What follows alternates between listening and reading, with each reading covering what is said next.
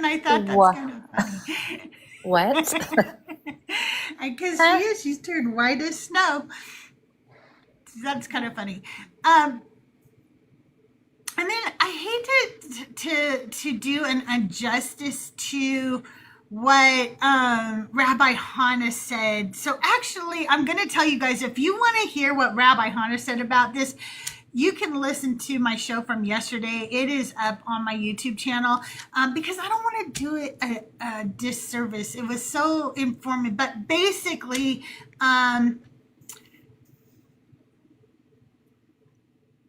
she was a priestess. She was supposed to be the mouthpiece, and she's saying that she's actually not talking bad against this Cushite woman. She was standing up for her, saying, "Aren't we also just like you?" You know what I mean? So that, and there's more to that story. So if you want to hear more about her take on that, do so. But I also wanted to point out a few other little tidbits in this story. Remember that we're taught as Christians that that Moses wrote wrote this book. And in this verse it says, now the man Moses was very humble, more so than anyone else on the face of the earth. Moses was so Moses was so fabulous. He was so he, humble. he was so humble. Oh my God, you guys. And I just think that's hilarious when you realize that he said that. But also, He was also very handsome and very charming. That's so but funny. also, I love it. right? Isn't that just so funny? I And love so that. Moses wrote this story. Um, Also, we are told so many times that nobody has seen God face to face. And right here, God is telling you, not so with my servant Moses. He is entrusted with all my house. With him, I speak face to face, clearly not in riddles. So also, when you're reading anything from the Old Testament and a Christian tells you, yeah, but you don't have the Holy Spirit or this, that, or the other thing, you can let them know that God tells you that any of the first five books of the Bible are clear. They're not riddles. And Moses is his mouthpiece, and you shouldn't question him, or you're going to be a leper. So, Yeah, I mean, I think that's what's so classic too about the text is that you like any interpretation can be made to fit, right? yeah, It's funny, you yeah, can read the absolutely. same story, and we've had case in point, Rabbi Hannah and Rabbi Bert had But, different views yeah, on it. but here's the view I really want everybody to take home today. Why wasn't Aaron punished? Why only Miriam? Why Hmm. again are women treated with such disdain from this God? And for him, and why are men always including themselves in our punishment like it's happening to them? He says, "Oh my Lord, do not punish us. You're Where are not you being being punished? punished. Miriam is." Were you thrown out of the city? Sir, be for real. That's right. Yesterday, this guy he literally said these words to me, Schley, and now you'll know why I kind of lost it yesterday. He said, well, it's like David when he was punished. What? Who? I don't remember a punishment for David. What are you talking about? What? And I remember his what was he baby. referring to? How he got to have sex Oh, with Bathsheba or what? Like, how David's baby unalived and David's wives were raped. That was a punishment to David. interesting take. Alrighty. Oh my gosh, and also yesterday, Schley. Oh my God, I'm gonna Krista. clip this. I promise you I will clip this, okay? Rabbi Hannah met I Am his pastor for the first time No ever. way. I thought they met. Me too. And so the first half of it, she is just going off on him. But then she said about halfway through, she realized who it was and she decided to keep it up. Oh, that's And perfect. it was awesome. It was amazing. Yeah, that was a lot of fun. You guys, I forgot to share out the live. If you guys can hold down your finger on your screen and then share it to about 10 of the people on that list, they'll count as separate shares when you hold down your finger on the screen. And yeah, let's get the live shared out to some of the people and let them know that we are hanging out. I need to put more I do have Christian friends now on this app. They're ones that you guys would be annoyed with. But somebody was talking the other day and they were like, if you friend some of the Christians who follow you, even if they're, kind of annoying to some of us in the community, then you can share it out to them when you go live. Yeah, I've tried to do that in the past, but they always eventually end up blocking me, or things get weird, and I start getting unwanted DMs, and then I have to like set boundaries, and then they don't know how to listen and adhere to boundaries, and so then I'm the one doing the blocking. It's just, I haven't had any luck with that bit. I'm going to say hi to everybody over here on the Discord. I promise you guys, I am going to... Okay, so if you ever want to know, what does Crystal do with the money she makes from gifts or tips that we give her? I am trying to upgrade my computer equipment. And so I'm going to put a little, bar up there so you guys can see how close we get. I need about $1,000 to upgrade it. And that's not even buying top of the line. That's just so that I have, a basic streaming setup with a decent mic and everything. Sure. And then I will be able to have you guys call in from YouTube. I will either do like a Google Voice or something. I have to do something though to protect,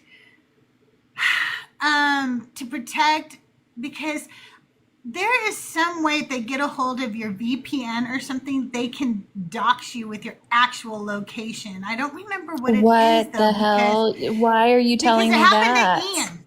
It happened. I don't want to do that. Well, there's only one way they get it, and it's when you use the wrong type of call-in number, right? So you don't do that, okay. So don't worry. It's like... Sorry, I was halfway listening, but that kind of stuff freaks me out. So I think I'm going to do the Discord like Joel does, because that is a pretty safe way to do it. But don't use Video Ninja, because that's how it happened to Ian.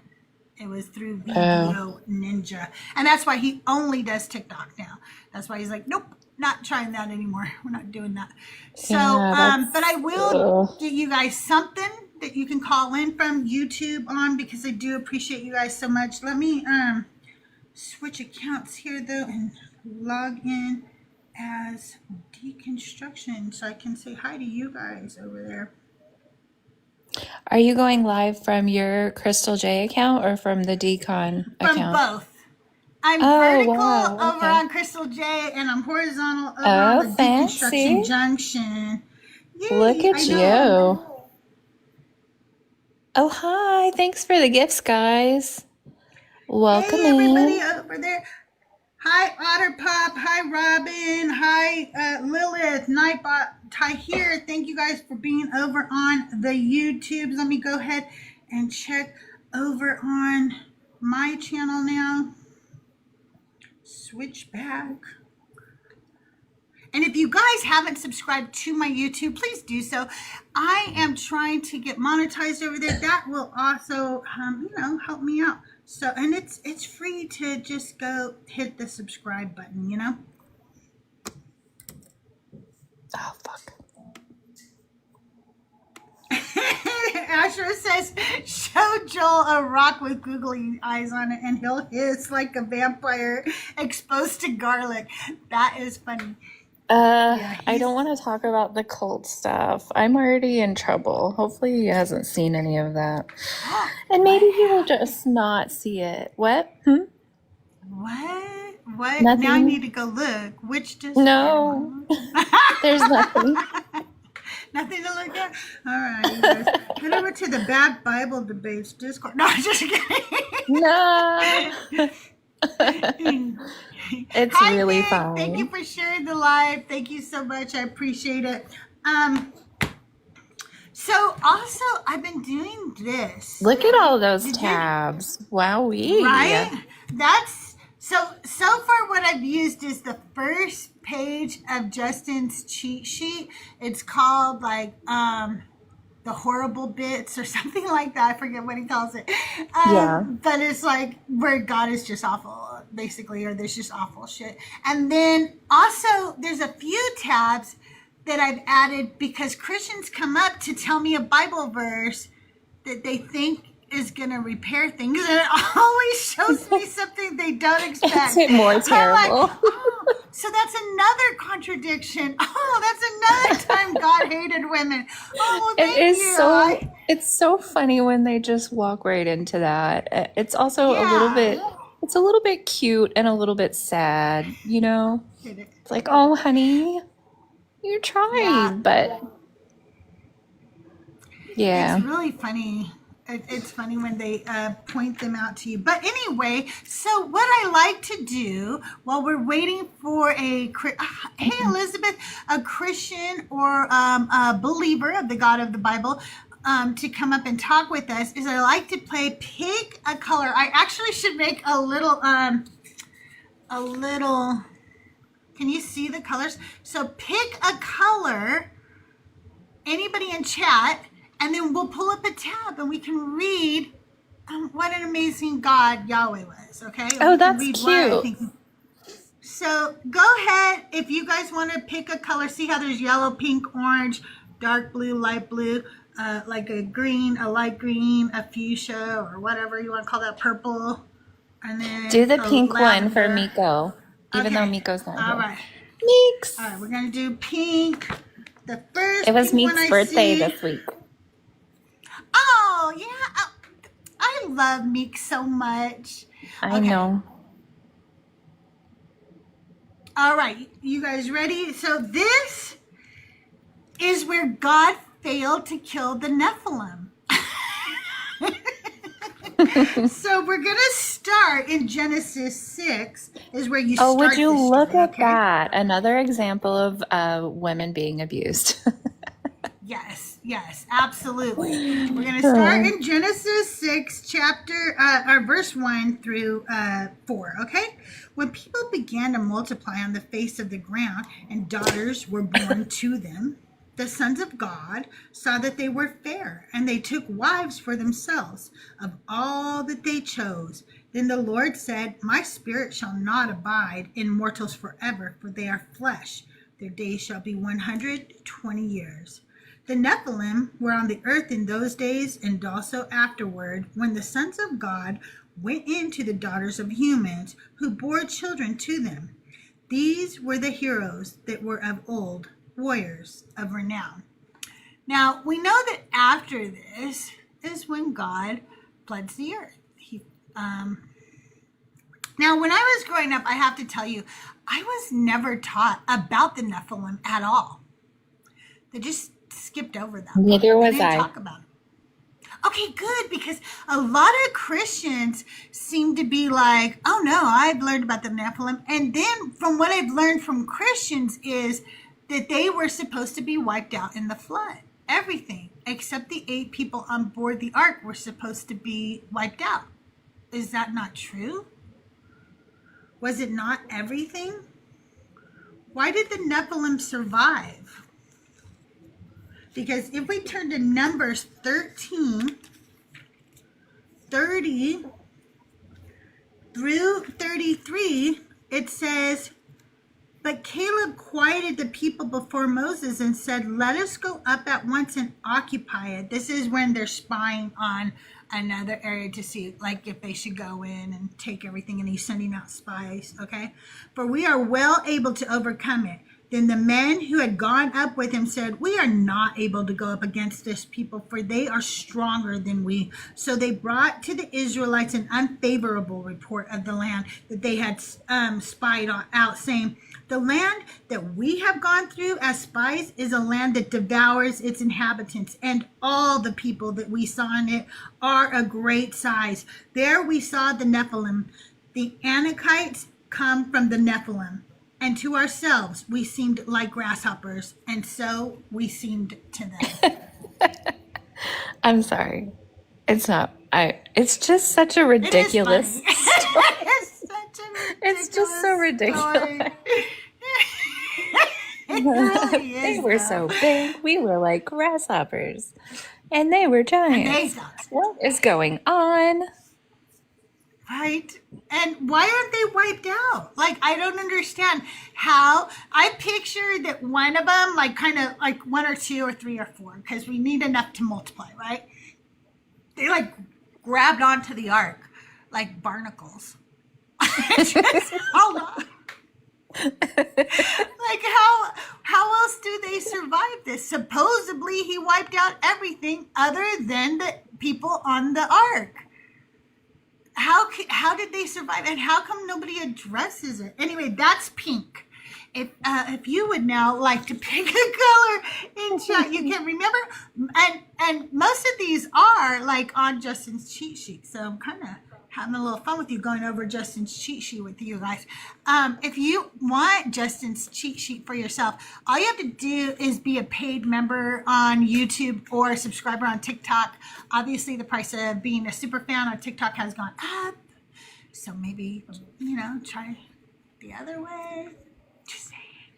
Okay, dark yellow gold. Okay, this one or this one? Are you saying which one? This one or this one? The one on my right or the one on my left? This one. Okay. That one is polygamy for men only. Polygamy for men only. I've been working on my reverse harem, Crystal. I know. And I'm like your wingman, like, clearly. I'm trying to help you with this. We have nefarious ways. So this, of course, is going to be found in a very famous section that we talk about often when we're talking to Christians, and that would be in the laws in Exodus. And we're going to look at Exodus 21, specifically starting from verse 10. If he takes another wife to himself, he shall not diminish the food, clothing, or marital rights of the first wife. And if he does not do these three things for her, she shall go out without debt, without payment of money. So a lot of times Christians like to say that polygamy is not, biblical, but it is.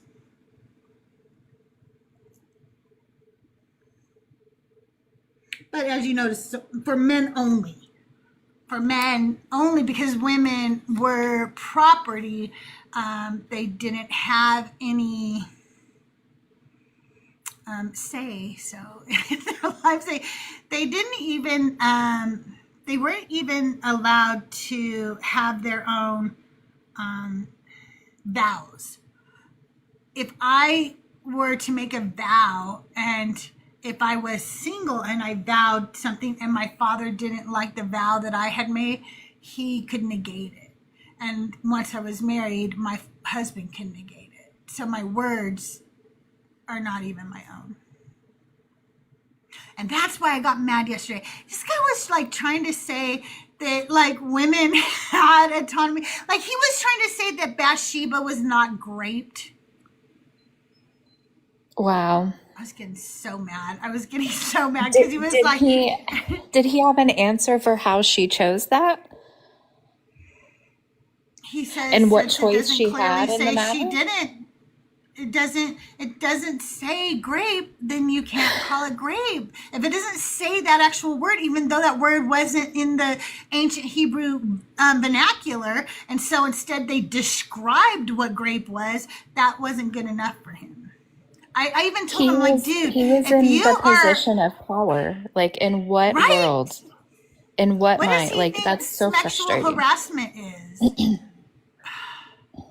I yeah, I Yes, kept dear. getting, like, I got a lot of massages. I wonder why.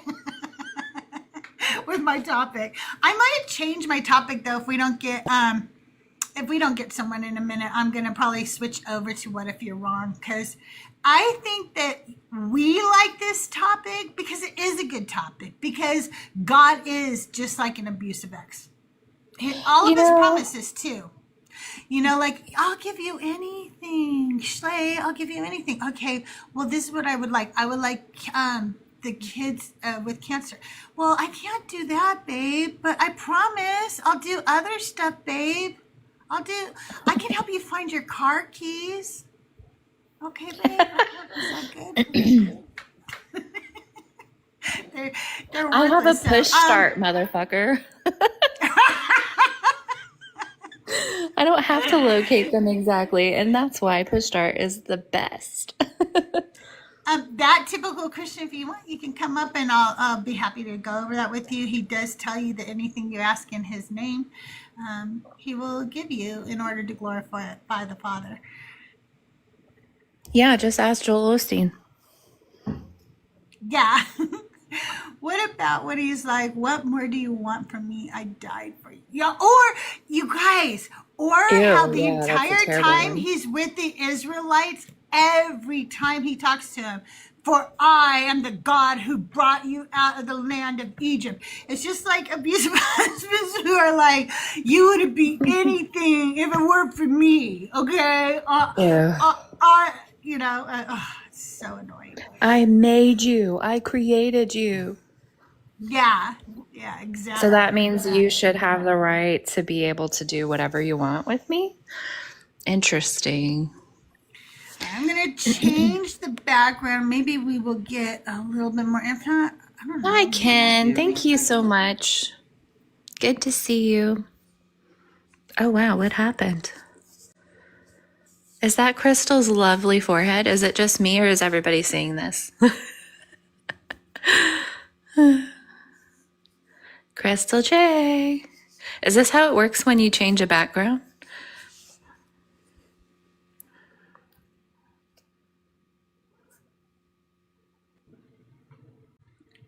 No, I don't think that was my forehead. I think it was a baby picture I have in here. Oh, it was just super zoomed in. Oh, that's weird. That's weird. What if you're wrong?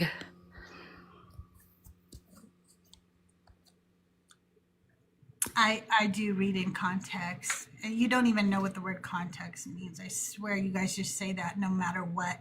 No matter what verse I gave you, you would go, you don't read that context. Actually Doug did it to me the other day with a proverb. And I go, babe, it's a proverb. And he goes, what does that mean? I go, the context is that right before that is a different proverb. Like they don't, it's not a story. And he goes, oh, like you're starting to sound like a Christian, dude. It's a proverb. There's no context. They're all individual. It's like a Chinese fortune cookie. That typical Christian, just come up and talk, hang out. We're just talking. It's more fun to talk to you than to chirp in the chat. Like it's just better that way for conversation. It's easier to, hey, furry, sweet, fury, sweet furry. You're a furry now. Fury, sweet coffee. You don't want to be a furry, sweet coffee. That wouldn't be good. Fury. Okay, did we pick another color while we're waiting? Do dark green. Okay, dark green. God orders grape. God orchestrated. Wow, imagine that. Another Imagine that. act of violence against women. Dang. I'm surprised we I haven't know. hit on slavery because Bible, it's either the theme of the Bible is slavery or it's hate towards women. Maybe it's both. Yes, it is. Women are definitely slaves. Thanks, Jeb. Okay, we are now in 2 Samuel, and we are in chapter 12. And I'll go ahead and start at verse 7 to make sure we get the context. Nathanael said to David, "You are the man. Thus says the Lord. You are the man." Thus says the Lord. I mean, that is it's really reminiscent funny. of Moses being like, I am. I mean, Moses was so great. I'm sorry. Nathanael said to David, "You are the man. Thus says the Lord, the God of Israel. I anointed you king over Israel, and I rescued you from the hand of Saul. I gave you your master's house." Okay, now listen why this is great, okay? "I gave you your master's house and your master's wives into your bosom, and gave you the house of Israel and of Judah. And if that had been too little, I would have added much more." So he literally took the wives of the previous king and just gave them to David because they're nothing more than books on a shelf, or, Property. yeah, they're just property. Gross. And he's, I hate "Why it. have you despised the word of the Lord to do what is evil in his sight? You have struck down Uriah the Hittite with the sword, and have taken his wife to be your wife, and have killed him with the sword of the Ammonites. Now, therefore, the sword shall never depart from your house, for you have despised me, and have taken the wife of Uriah the Hittite to be your wife. Thus says the Lord, I will raise up trouble against you from within your own house, and I will take your wives before your eyes and give them to your neighbor, and he shall lie with your wives in the sight of the very sun. For you did it secretly, but I will do this thing before all of Israel and before the sun." So What do you think not her only name does was? he, what do you mean? She doesn't even get a name.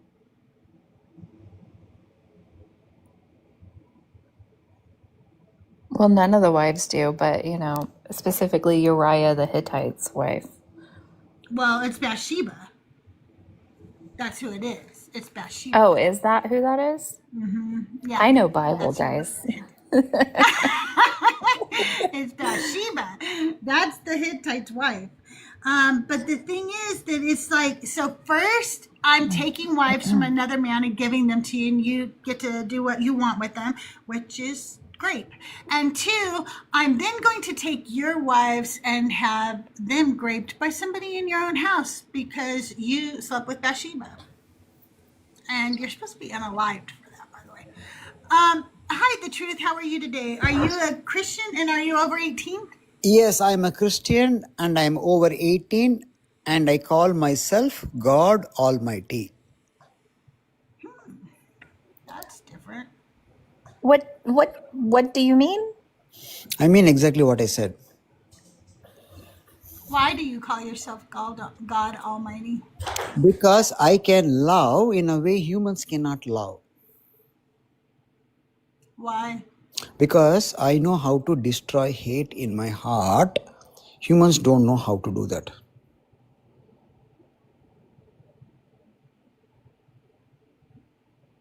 Why do you think humans don't know how to They don't know. destroy hate in They their are not heart? displaying at least. They always hate something or somebody all the time. Humans always hate something or somebody all the time. You ask them why you hate, they don't even have an answer why they hate.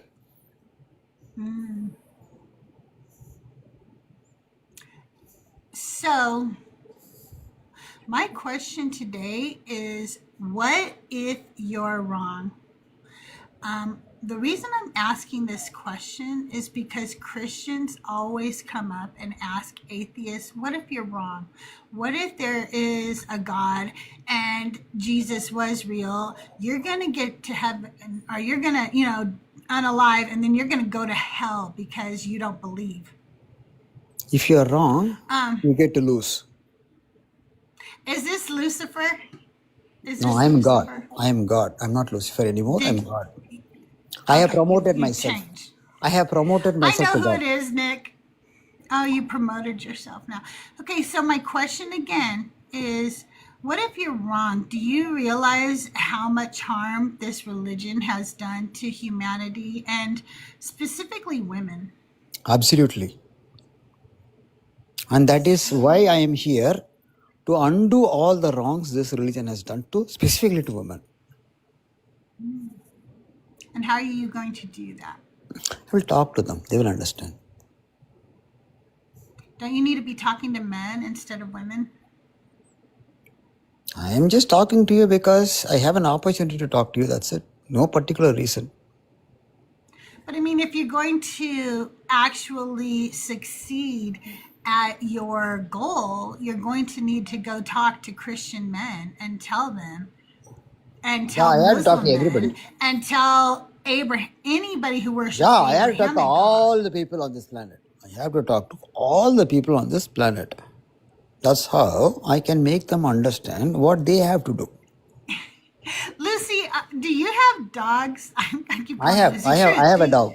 I got a dog. You want to see my Okay, dog? I think you've shown me your dog before. I think I remember because Nick just said you have a nice house, and I was like, oh yeah, I think I've seen parts of your house and your dog before. That's my dog. I kind of remembered.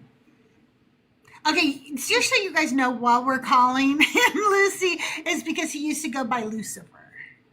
Okay, he was Lucifer. Now he's God Almighty, apparently.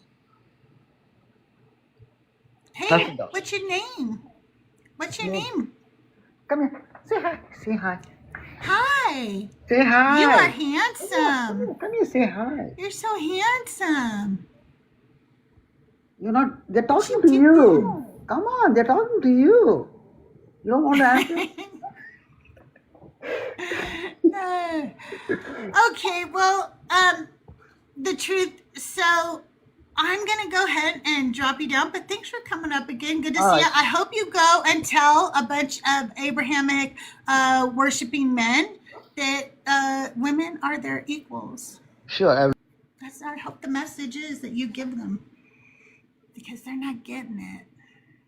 They're not getting it. Actually, I think we're superior in many ways, to be honest with you. Thank you, Jeffro. Thank you so much. I appreciate it. I don't know if I should do a restart or what I should do. We're just not getting Christians up. I can keep talking and we could just keep discussing Bible, but I'm afraid that it will bore all of you. Sorry, Crystal. I'm a bit preoccupied at the That's okay. moment. The kids are out of school today, so I'm getting them ready, and they're going to go to the fair, which is really fun for them. So Oh, I'm have getting them. fun. Yeah, I'm getting my daughter needs a ponytail, so I will be right back. Okay, all right. You take care of that. Hi. Okay. Hi. All right, let's see if Nick wants to come. I'm sorry, Nick. I saw you. I didn't mean to ignore you. Hi, Holy Gore. Hi, Ashra. Hi, Robert. Yeah, he is my ex. I don't know why you think he's not my ex, but Jesus and Yahweh are my ex. I broke up with them.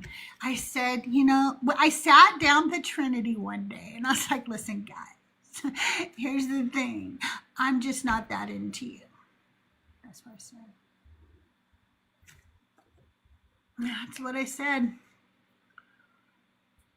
All right, you guys keep tapping the screen, sharing out the live, doing all the good things. If you're a Christian or a believer, the God of the Bible, and you'd like to come up and talk today, I'm asking people, what if you're wrong? What do you think that means? What does it mean to society as a whole if Christians have been wrong this entire time? What things are are we pushing on society when we're Christians that might be harmful and unnecessary? Like, LGBTQIA conversion therapy that they're trying to Mm-hmm. implement now. What things like that have we done? But also, what about you? What about you? What if you're wrong? What does it say for you? Because for me, that blew me away when it dawned on me I had been wrong the whole time. It meant um, it meant that I had perpetuated a lie that had been told to me to so many people. So many people. I brought a lot of people to Jesus. I really did. And if I didn't bring them, I reinforced their faith in him. Okay. Yeah. I definitely did that. I don't know that I ever, like, I desperately, when I was a Christian, when I was a kid, I desperately wanted to, like, I was very zealous, and I really wanted to be a witness, but I was not very good at it. And so I don't know, but I definitely like reinforced, faith for a lot of people. But I wonder if I would have listened, like if somebody would have asked me this question, especially at the height of you know, my fervor for the Lord or whatever. Yeah. I wonder if I would have been able to go there cognitively. I kind of think that the cognitive dissonance wouldn't have allowed me to actually like get to the root of oh, just for a second, DJ Hot Tub. But yeah, I just wonder if I would have been able to think it through in that way. And I kind of don't think I would have. Not as a Christian, but yeah, I relate to once I left kind of having that moment of it's kind of like it washed over me in layers though. Yes. It's not something that happened like in one instance where I was like, oh fuck, I hate that. It was just like every now and then I'll think of it and I'll remember a person that I had a conversation with and remember that, oh yeah, that probably really impacted them in these ways or whatever. But yeah, I don't There know if was, Nick or you can relate to that. Like, I just wonder if as Christians we would have been able to have this conversation honestly. yeah, I don't know if I would have. I do. When you said something made me realize there was one person in particular that I feel pretty sure that I harmed. Like it's one thing to go like, did I harm them by helping enforce their faith? I don't know. Like that, can I measure that? You know what I mean? But this person, I think I've told this story before. The first time it dawned on me what I did, I broke down and just cried when I realized what I had done because I don't know about you, but now I have flashbacks to when I was a Christian, specific things I did or said as a Christian. The more we talk to Christians, the more self aware I am about the things I actually did and said as a Christian. And this person was having a mental health crisis. Crisis. They were in the hospital. I went to visit them and I told them, I have depression too. This is before Crystal has been formally diagnosed, okay? So Crystal should shut her fucking mouth, okay? Crystal shouldn't be talking. She's not a fucking doctor. She had no place to say anything to this man. But as Christians, we don't understand boundaries. We don't understand our place because the God tells us, for you, there are no boundaries except with me. Otherwise, no other boundaries matter because you're doing my work. So you fucking do things you should never do. And I said to him, I have depression too. But you know what I do? I should have shut up. I said, I just get up each day, and no matter how I feel, no matter if there's tears in my eyes, I look in the mirror And I say, this is the day that the Lord hath made. I will rejoice and be glad in it. And I will force myself to find every reason to be glad in it, because then God can work through me and help me work through my depression. This to a person who is in fucking crisis. I know, I really have, Colette, and I have forgiven myself because people have reminded me that I was indoctrinated into this religion against my choice as a child. And when you are indoctrinated as a child, it literally is the only truth that you know. That is your truth. And Well, not only it that, is. Crystal, but I sorry to interrupt, but I just want No, you to, go ahead. I've heard you say this before, and I just want to remind you that you were also in survival mode. You were in a not maybe active crisis, but you were in the long-term, effects of trying to survive your own, and you were using the tools that you had available to you at the time. And you were operating out of a place of care and love with what you knew how. So, You all have so much grace for me, and I appreciate it so much. You have much more grace for me than I do for myself sometimes. And it's true. Like, I did believe that those things were helping me. I didn't realize that I had a bipolar disorder or manic depressive whatever it is, whatever they want to call it today. I didn't realize. And I also did not realize the importance of non-professionals not giving advice. I didn't understand that. It's yeah, something really, that really has taken me a important. long time. Yeah. It's something that I don't know, people do it all the time and we think it's okay, but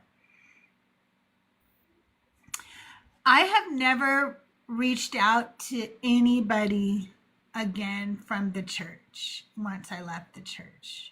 And first, I shouldn't say that I never reached out to anybody from the church once I left the church. I had a few interactions with people from that church, and the interactions solidified why I left. And because I have abandonment issues, which you all know, that's a totally different story for me. Once I cut somebody off, I very seldom, for any reason, even for me to apologize, will ever reconnect with that person once I cut them off. That's just what I do, because I'm so like, I'm gonna hurt you before you're gonna hurt me. Okay? I almost That's what avoid them just because a lot of the time it's the, hey girl, you want to get coffee? And you know what's coming with that. Yes. And on top of it, when you've been indoctrinated and when you've been around these people for so long, you actually know. Oh, you almost know. I can't, obviously there's no 100% certainty how they're going to respond. And this person is going to respond like, you should never apologize. You were right. I just gave my life to Jesus and everything came out okay after that. And you were so right. I should just thank the Lord every day. And I don't want to hear that, because I wasn't right, because it wasn't okay. I don't want him to make excuses for why what I said was really good for him or something, because it was not. And so I don't want to hear that. And I don't want to hear people pray for me. And I don't want them to beg me to come back to the church, because I'm not doing it. So I just cut them off and don't really talk to them. But one person I saw after I left the church, and I was still a Christian when I left the church, and she said, God still loves you. And I was like, what? Why would God stop loving me because I quit going to your church? What does that even mean? Like, what? Did you think I thought God stopped loving me because I quit attending your specific church? Like, what? It was so weird to me, and it just made me cringe after that. I was like, that's It's what they the really tone think. of like pittiness, like they pity you, and like I can hear the tone that you're describing, and it is just so cringy. Yeah. Yeah, and Deborah, don't I don't believe that we can actually make amends for all the wrongs that we've done to people. And I don't always think that it's the best thing to do to try to make amends. I've done it before with people who are narcissistic. And it is a horrible reaction you get from them when you try to make amends for something you've done wrong. They're like, why did you have to come here and say sorry now? Like, see, if you wouldn't have done it in the first place, and it turns into this thing where it's like, now I really wish I had never said anything to you. So I don't believe it's always the best thing to try to make amends. In my book, there are some people that, let sleeping dogs lie. Hey twin, how are you today? We do not give consent for your tribal cults rituals to be pushed upon us. No, we do not. We do not give consent. Yeah, I like what Sunny said is even if you don't choose him, he still chooses you. I've heard that too, and it is just so.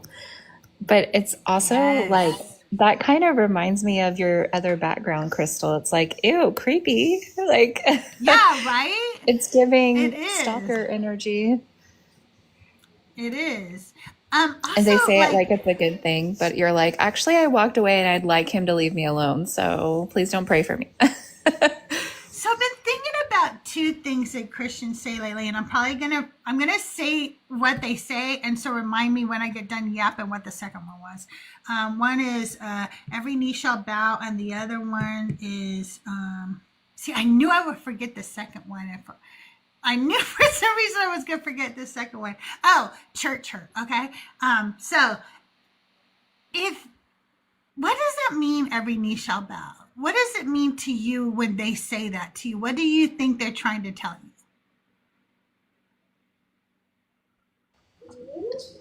Like, as a Christian, or what do you think I think of As a it now? non-believer, when they say to you, every knee shall bow, It's a every knee threat. shall bow, To me, it because comes what's off going to happen thinking eventually? What are they saying eventually is going to be happen to you? You're going to be that, crushed, yeah, right? right. So where's the free will? You're literally telling me that if I don't freely accept this God, he's going to force me anyway. They're disagreeing with me What? on how knees work. That's brilliant.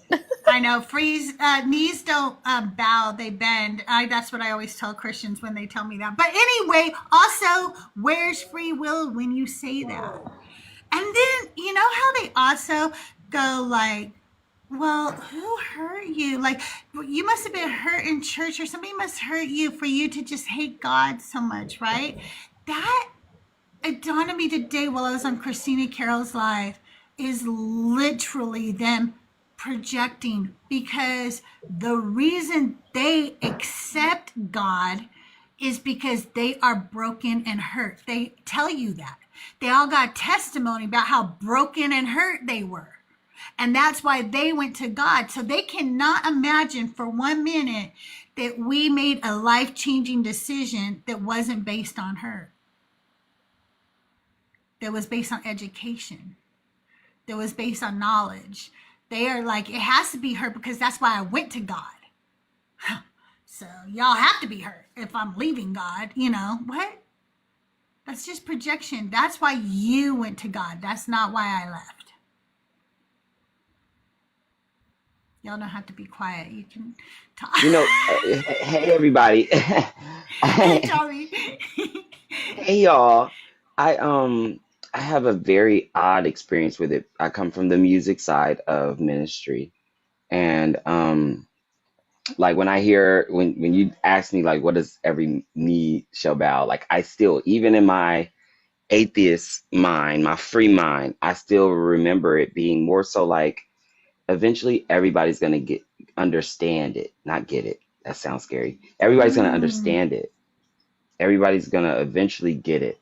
And they're gonna be like, oh, he is Lord. He is Lord. He's risen from the dead and he is Lord. Every knee shall bow, every tongue confess wow. that. So we're all on one Okay. accord. And that kind of unity um comes from or reminds me of the chants that we would sing in Africa in our origin spaces, like water, the water shall rain, the water shall rain. We are thirsty right now, but the water shall rain. Everybody is thirsty, everybody is waiting, but the water shall rain, the water shall rain. Like it's just a poem, right?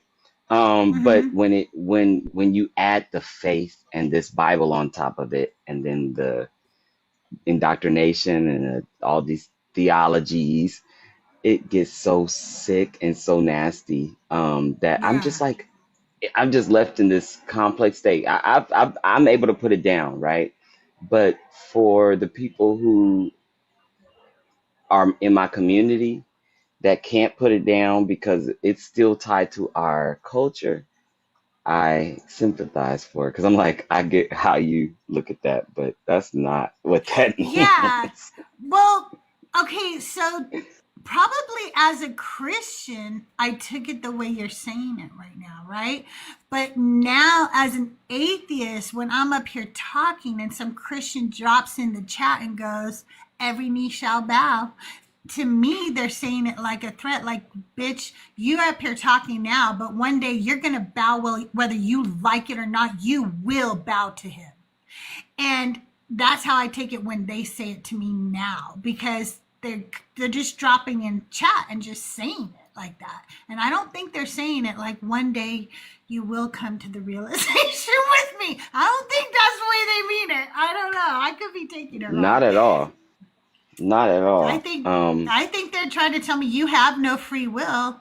You will bow to him one day whether you want to or not. And that's so stupid because it's the exact opposite of what they tell us all the time, that it's my free will to not believe, right?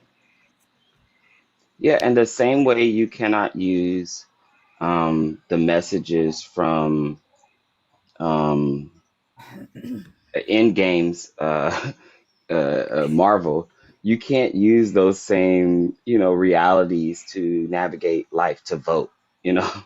Um, Yes, you could yes. really like the music that I produced for, the movie. That would be great, and I love that you would sing it all day and play it on Spotify. But this cannot be what guides your decision making and your those moments of what is that called? Like I don't know what to do.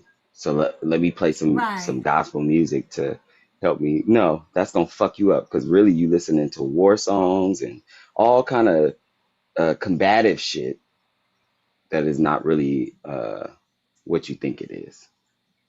Right, right. I mean, it's true. There are a lot of war songs getting us ready for battle. I didn't even think about that. There, we're always getting ready for battle in those songs, aren't we? we're, we're gonna take on somebody. Well, think about who their target audience is. Hello. Yeah, true. Whoop. Sorry, you guys. I wanted to raise this up a little bit so I'm not covering that up so much. And then I knocked down my ring light. Oh, that's my ring light makes it too heavy. Okay, there we go. Sorry. What's happening now And politically? then Let is me this a see part what's of going like on around it. it? Is this a part of like the rapture? Like, is there a point where everybody's gonna be like bowed down on knees, confessing? I don't know. I don't know. Is that a part of like the rapture of the end days, Nick? Is there anything No, like that? no. So the Christians get raptured. Everybody else gets left behind to have to deal with the Antichrist and his tyranny. And then like not everyone, that saw the rapture happen will come to Christ. And if they aren't alive, well, they will be saved. Just they didn't get to go in the rapture, but it doesn't have any connotation to every knee will bow. It's So the whole every knee will bow is So, disturbing because it's another literally, contradiction.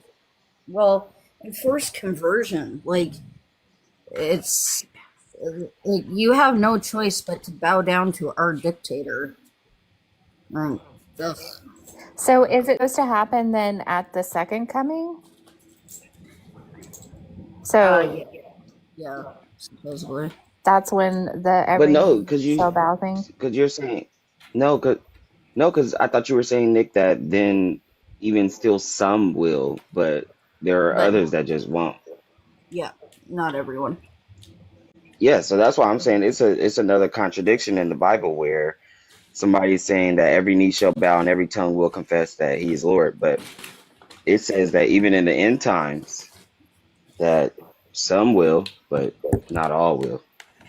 I don't understand. Like, it just doesn't make any sense at all because why not just do it then? Like, what are we waiting for?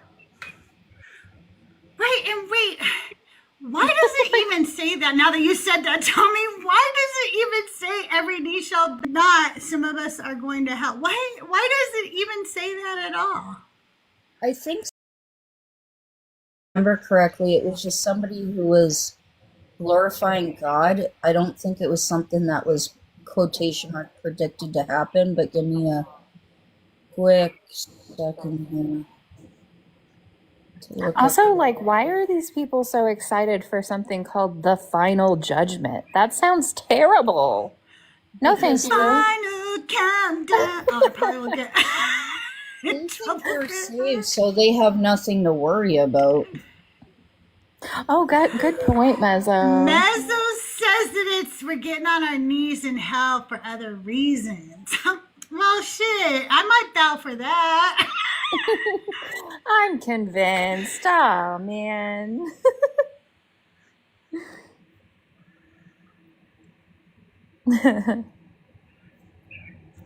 Okay, hang on, I'm looking that up too. I really don't like it when I feel like Mezzo's in my head. But I was g- I was gonna say something along those lines. Um, Oh, if that's the case, then the people who enjoyed their immoral lives and now they're condemned to hell, right? Then wouldn't they just be enjoying hell?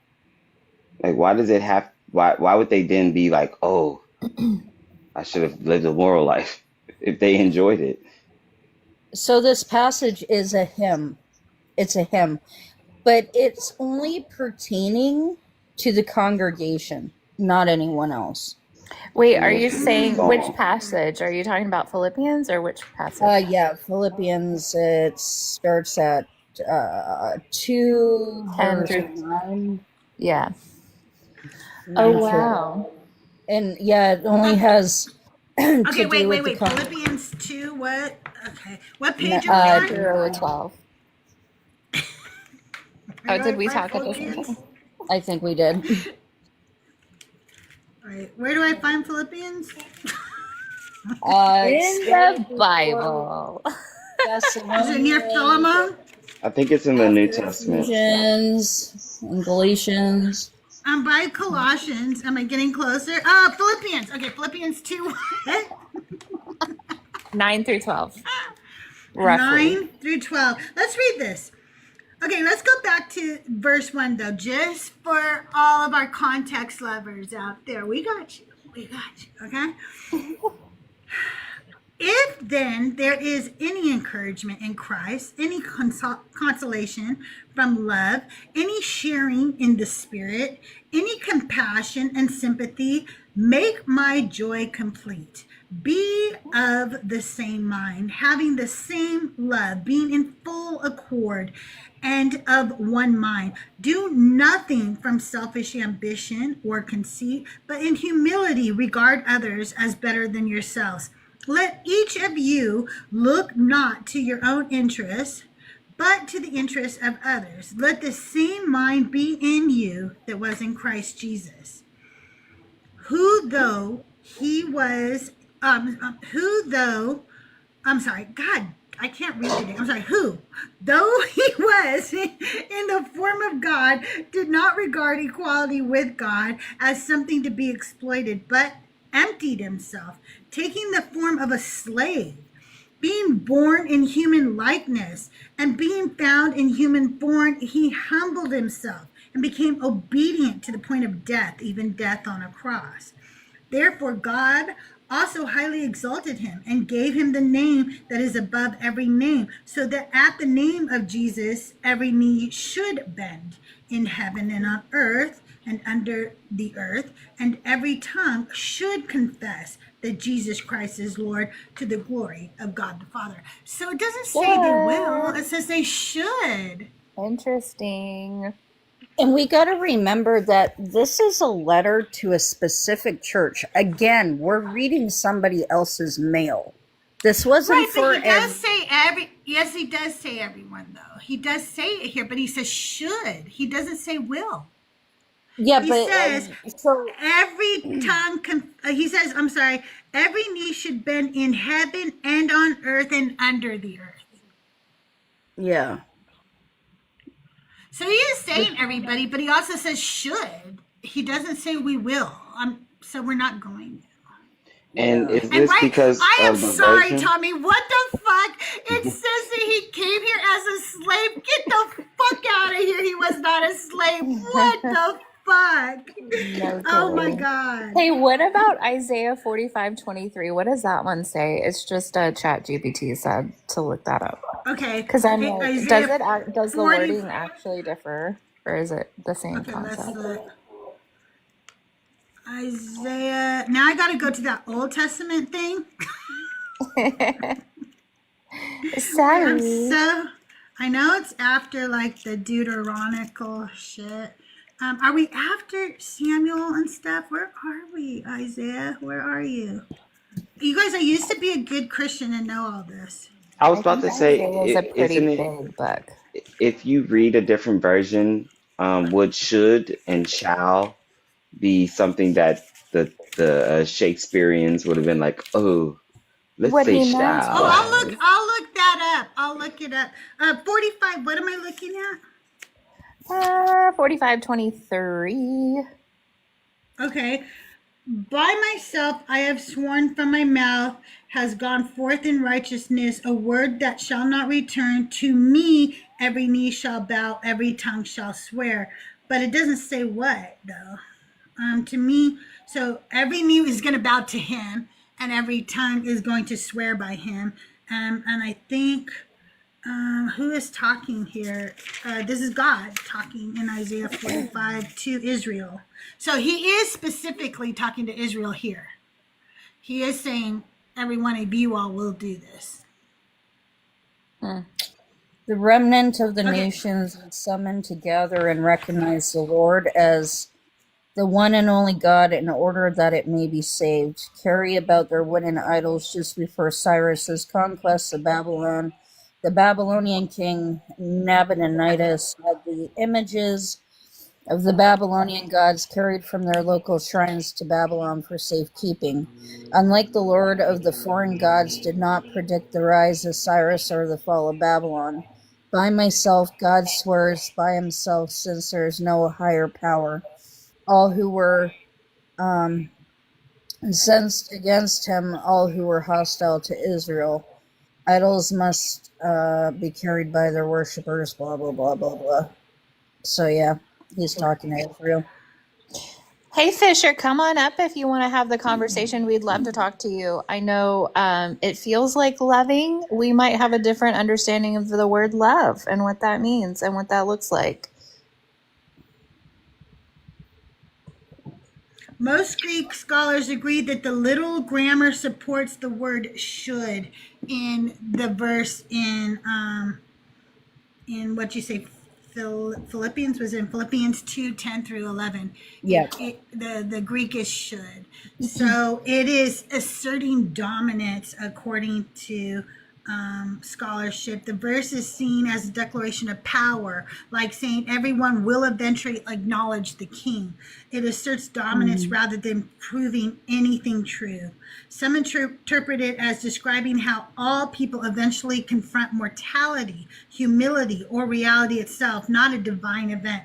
For example, every knee shall bow could mean everyone faces forces greater than themselves, death, nature, or the universe. So there's obviously a totally different view, whether you're a Christian or whether you're not a Christian. But the bottom line is that it doesn't say I will. It says I should. Well, I'm and not it's a going to. threat. I mean, it's just It is pretty a like threat. flowery words to cover a threat at the end of the day. Yeah, absolutely. Do you know if in the King James version it says like shall or anything?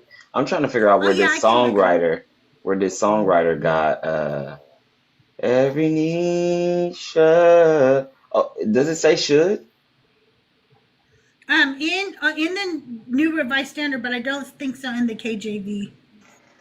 No, when I've Let me heard look it from up. Christians, it's always they're asserting it as a fact. They never use the word should. They say No. shall, right? Yeah. Like Yeah. SHALL. it's an inevitability that Or this is they'll say going to will. happen. They will say will. They'll say every knee will bow. Let's see. But it doesn't say that anywhere.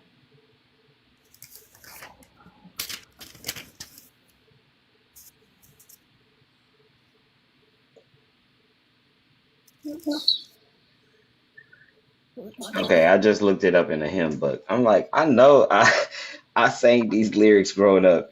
In the hymn book, it's every knee shall bow, every tongue uh confess. They're But just in morphing the KJV, word. it actually says should. It does not say shall or will. It says should. That's so crazy how like music can shape theology. Like people will preach that. Yes. People will go and regurgitate song lyrics. Don't got shit to do with a Bible. Ain't never been said in the Bible before. And they I found will go and proselytize on those ideals that come from song lyrics. Tommy I J, found people it. say the lion will lay down with the lamb, and that is from Elvis Presley. That is not biblical. It's the wolf. Okay, sorry, Nick. Go ahead. No, you're fine. You're fine. Romans 14:11. For it is written, "As I live, says the Lord, every knee shall bow to me, and every tongue Oh, shall give praise to God." because they're misquoting, though. But Because who they're are they Right? talking to misquoting. there? And what Yeah, does it say shall there? because when you look at the write up, it says that it was being drawn from Isaiah and Philippians, so he was misquoting both of those. But this is probably the passage where they get it from, because it says, "Every knee shall bow, every tongue will Okay. shall give praise." So that's probably where they're pulling it from. Was Romans 14:11. You're right. Romans. That clearly tells me that there are some of us who will never bow. We are made for destruction. So Romans within Romans, contradicts itself. But you're saying that it's Miles and referring miles. to the other, so it's a misquote of the other text, so it's still just a threat at the end of the day. Yeah, totally, 100%. And Read this. supposedly and it's I'm reading supposedly written by the commentary. same author. Romans and Yes. yeah. That's supposedly the same author. Okay. Can't even quote himself. That's hilarious. People over on YouTube are cracking me up. Who said it? Jock said, it may as well say your knees will bend over backwards to please Giza. Yes. Hi, YouTube. Yeah, we've got 22 people over on the Deconstruction Junction, then like another, I think 15 over on my YouTube. So we do have people joining us over on YouTube. You guys, if you're a Christian or a believer of the God of the Bible, we're talking to people today, asking them, what if you're wrong? What if you woke up tomorrow and there was something? It doesn't matter what it is. You can tell me what it would be. I don't care. Something that convinced you that you've been wrong all along. Now, I want you to just sit in that for a minute. I want you to think about that. What does that mean to you? Do you feel betrayed? Do you feel angry? Do you feel scared? What do you think about when you wonder, like, what if I was wrong and this God is just as mythological as all the other gods that I think are mythological? What do you do? What do you think? My mom said Well, something. I've thought about what if you were right for 40 years. So now I'm asking you to think, what if you're wrong? So, every once in a while, you guys can sit in the thought process with us. I did that for 40 years. I thought you were right. So now I'm asking you to think, what if you were wrong? You think about what if you're right every day. That's why you're here asking me, what if you're right? That's all you think about. You only think you're right. I'm asking you to think, what if you're wrong? A Holly unalivement sounds pretty terrifying. So sorry to hear that. And heaven sounds pretty shitty as well. So, but yeah, come up and talk to us. Joshua, it would have been a good life for you, but do you know how many people you probably hurt along the way because of your Christian beliefs? Do you think about that? Do you think about what it's done to society by holding back women in STEM and everywhere else in society? Do you think about how it affected slavery? Do you ever think about that? Do you think about the Spanish Inquisition and the people who were murdered? Do you think about all the women who were burned for being witches that were just women? Do you think about that? Like, because it's been good for you. It must be nice to be so privileged. Do you think about that? They don't. Probably not. They don't. I promise you, they don't. I just love the way that you say it. It's just like, Do you think about that? Do you think about that? What do you think about that? I love it. Just wondering, do you think about that? Like, they all, because no matter how many times I ask this question, Christians will not sit with it. Immediately they turn it back around on us. Immediately they go, well, what about if we're right? What about if you're wrong? Honey, I know you ask me that every day. That's why I'm asking you it today. You Queef, that's literally called ask me that every day. cognitive dissonance, just so you know. And Joshua, it is still happening today, and we're seeing it with the Christian nationalist movement in the United States. I'm a Canadian. I'm on the outside looking in, seeing what Christian nationalism is doing in the USA, the policies they're putting out there, the women that are unaliving because of these Christian policies is fucking wild. Okay, it's scary. I'm like literally scared for the. At first, I was laughing, and it's like, okay, I'm not fucking laughing anymore because No, we're women scared. are literally losing their lives at this point. They're, it's really sick what's going on in the USA right now, Joshua. So I'm sorry that you live in this little bubble where you think everything is hunky dory and Christianity isn't. There was just another. What was it? 4 pastors, preachers, priests, / that were convicted of child SA. Yes. 4 more, one after another, and guess what? One of those guys only got 6 months, my guy. Yeah. So don't tell me this isn't still happening. It is. And I'm not a leftist, my guy. And we're not going to keep talking to Joshua. If he doesn't want to come up, then he doesn't want to talk to us. He wants to talk to us, he can come up, okay? He can comment all he wants, but we're not going to respond because if you've got something to say, come up. I am going to answer Juan's question because he says, what's your belief? Crystal. My belief is that I am an ig-theist with an I. Um, I tell you guys this all the time. I just don't think that we really have a clear enough definition of what a God is, let alone who God is. No, with an I-G-A-T-H-E-I-S-T. Yes, I am an atheist, but I'm a specific kind of atheist. I'm an ig-theist.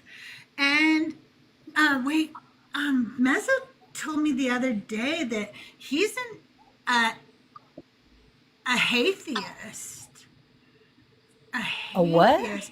I think, yeah. And he said something like, it's because, like, you know, Oh, I don't remember if he said it. I don't remember why. Like, if we're going to go to hell and do it, or if we're going to run into God one day, but we're going to go, hey. I don't remember the joke. I'm so sorry. I butchered that joke, man, so don't hate me. Oh, my God. Oh, for fuck's Do sakes, you not have hate me me. on Google researching this shit, Crystal. I just came up to tell the joke, but you got it. Oh, You got tell it. Did No, I you do got it. okay? Was it? When did we say it though? When are we gonna say it? When we're Oh, in hell, because or when we meet God? when people ask, what proof do you need that there actually is a God? Well, if God came down and said, "Hi, I'm real," Mezzo would say, "Hey." Hey. Okay, I couldn't remember for sure, but yeah, I'm a atheist too, and I'm an ig-theist. With an I-G. It just means that I don't think we have a clear enough definition for a God, let alone who God is, that I don't believe in one. If you guys can clearly define it for me, that'd be cool, because nobody's done that yet. Even you Christians don't believe in the same Jesus. Like, y'all tell me all the time that none of you guys are real Christians. Only the one sitting up here talking to me is ever the real Christian. You know? It's just true. Actually, we learned this morning that that Xena is the only actual Christian. Mezzo's cat. Oh my God, I did not know that. So Xena's a Christian, huh? I love Xena, her. Warrior Princess? Mm-hmm. I love What? her. Oh, I can change her. I don't know how to say your name, Immers Cummings. Rather live a right life and find out I'm wrong than the opposite, more to lose. But that's not true. You don't know you're living a right life. You only know that you're living what you were told is the right life. You don't know for sure that that's the right God, Pumpkin. You don't know anything about whether that's the right God because you've never investigated the thousands of other gods that have existed throughout time. So you definitely could be living the wrong life and still go to hell. And there's still a lot for you to lose. So that's why Pascal Wagers doesn't work. Pascal's wager says that that there's only two choices, Christian or not Christian. And if you don't believe, you're going to hell. And if you do believe and you find out there is no God, then that's cool. Nothing happens to you. But you don't know that you're following the right God. You could die and find out you're in Muslim hell. You could die and be in some hell you've never even heard of. Miss Cummings, just come up here and talk to us. We would love to have a conversation. Not to derail the convo, but did Jaron send anybody else on this rabbit hole for Richard Carrier? No, what kind of a rabbit hole? But hang on, before you tell me the rabbit hole, Jacob Bacon, welcome back. I know you love Jesus. I know you're never going to be friends with all of us, but that's okay because you're not a real Bacon brother anyway. Anyway, go ahead. Is that our YouTube? You're not. We have Bacon on YouTube? Yeah, Jacob Bacon is over on YouTube, and we were joking about him being one of like Kevin Bacon's Bacon brothers, because like I was talking about how Kevin and his brother are touring right now because they're musicians, but Jacob's never going to be a real Bacon brother. So. Sorry. Sorry. Hmm. Anyway, go ahead, Nick. So, Richard Carrier apparently had 6 alleged sexual harassment charges against him. Now, I had to go look this up. I am on his blog, okay? I'm on his blog. And he's like going through everything, all 6 allegations, giving the details, and it's like he's literally admitting he's a hoe. Okay, like there's no way about this, but he's also he keeps referring to these people as students. Yeah, okay, so keep in mind, everybody who's listening, these would be college level, uni level students, not underage minors, okay? Not that But it still, makes you took advantage of students, you piece of shit. Fuck you. but It's he's so hard so to be a student already. he admits that he had an affair on his wife before they opened the relationship up. And these might not be actual allegations, but he's admitting a lot of things about himself that you couldn't waterboard out of me. And I have been reading this since yesterday because of fucking Jaren sent me down this damn rabbit hole. Yes, thank you.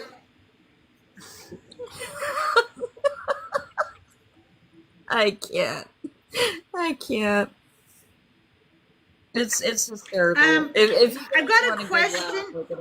I'll go check it out, maybe, but I don't know. He's just like, I don't know. Somebody who's gonna fucking do that to little college kids. Maybe I don't. He's cringy. He's cringy. Like that's all I'm gonna say is he's cringy. A Teen Designs over on YouTube says, how do you know that any historic event happened before you were born? Well, we have actual documentations of those events. And you're right. These questions sometimes bug me because if we want to just keep going with it, we get into a philosophical loop of how do you know anything at all is really true, and all I can do is do my best research on any information that's given to me.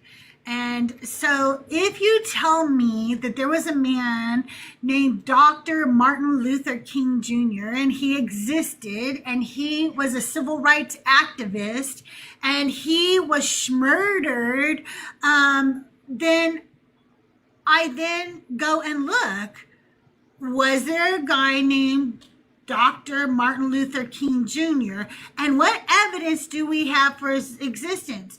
Fucking movies, fucking photos, fucking his fucking relatives still exist, his fucking DNA was passed on. What do you mean, how do I know shit fucking happened? I really hate those questions. It's stupid beyond belief because we have fucking documentation, dude. And nobody sat up here today saying Jesus isn't real, although I have friends who will tell you that he probably wasn't. The question is, what if you're wrong? Why does sitting with that hurt you guys so much? Why can't you stay on topic? Are you kidding me? How do I know shit really happened in history? I don't know, dude. I don't know. How do I know when there's still people with his DNA in their body? How do I know? You know what, Crystal, you ready? Let's take it to another level, right? Yeah. Because it's frustrating, like that Yeah. historical evidence that we have, and you would have thought like you learned this in middle school and then in high school, right? To graduate, matriculate. Okay. What bugs me is when people from my community say that slavery was a conspiracy and was Oh propaganda. my God. Right? Okay, right. Now you see where I'm saying take it to another level? Now, look, my question I asked them when they say, "Can you prove to me that it was real?" I skip over all the gory evidence because that's traumatic, right? And I don't want to Right. just use that emotional way to get you to believe me. Who won the American Revolutionary War? Who won so that we had a country? How the fuck we had ships? How the fuck we had military uniforms? Cotton, you goofy Yeah. motherfucker, you. You goofy motherfucker, Yeah. you. So it's like you will accept certain parts of history to substantiate reality. Like we won the America, like we revolted from England, and now we have America because of that war. That what do you say? That Yeah. conflict. The revolution. Yeah. Yeah, the revolution. So you can accept that and live your whole American life, and then tell me that cotton wasn't being picked and it wasn't tax free from 1619 to I'm 18. sorry, It but flips we're my not mind. hiding it. I mean, the people who perpetrated it that look like me, you know, It's we're out not there. hiding it. We say that we did this. We admit this shit. There It's are in the book. plenty of people who look like me who'd like to bring it back, and they're not lying about that either. They tell you. They fucking say it. I don't know why you guys think it didn't exist when nobody's lying about it. What the fuck? Well, there's Like, still are you kidding me? there's still bubbles. Well, and it feels like that, right? It feels like, are you fucking with me? Like, are you being fucking serious? They are very much serious, Yeah. and there are bubbles Damn.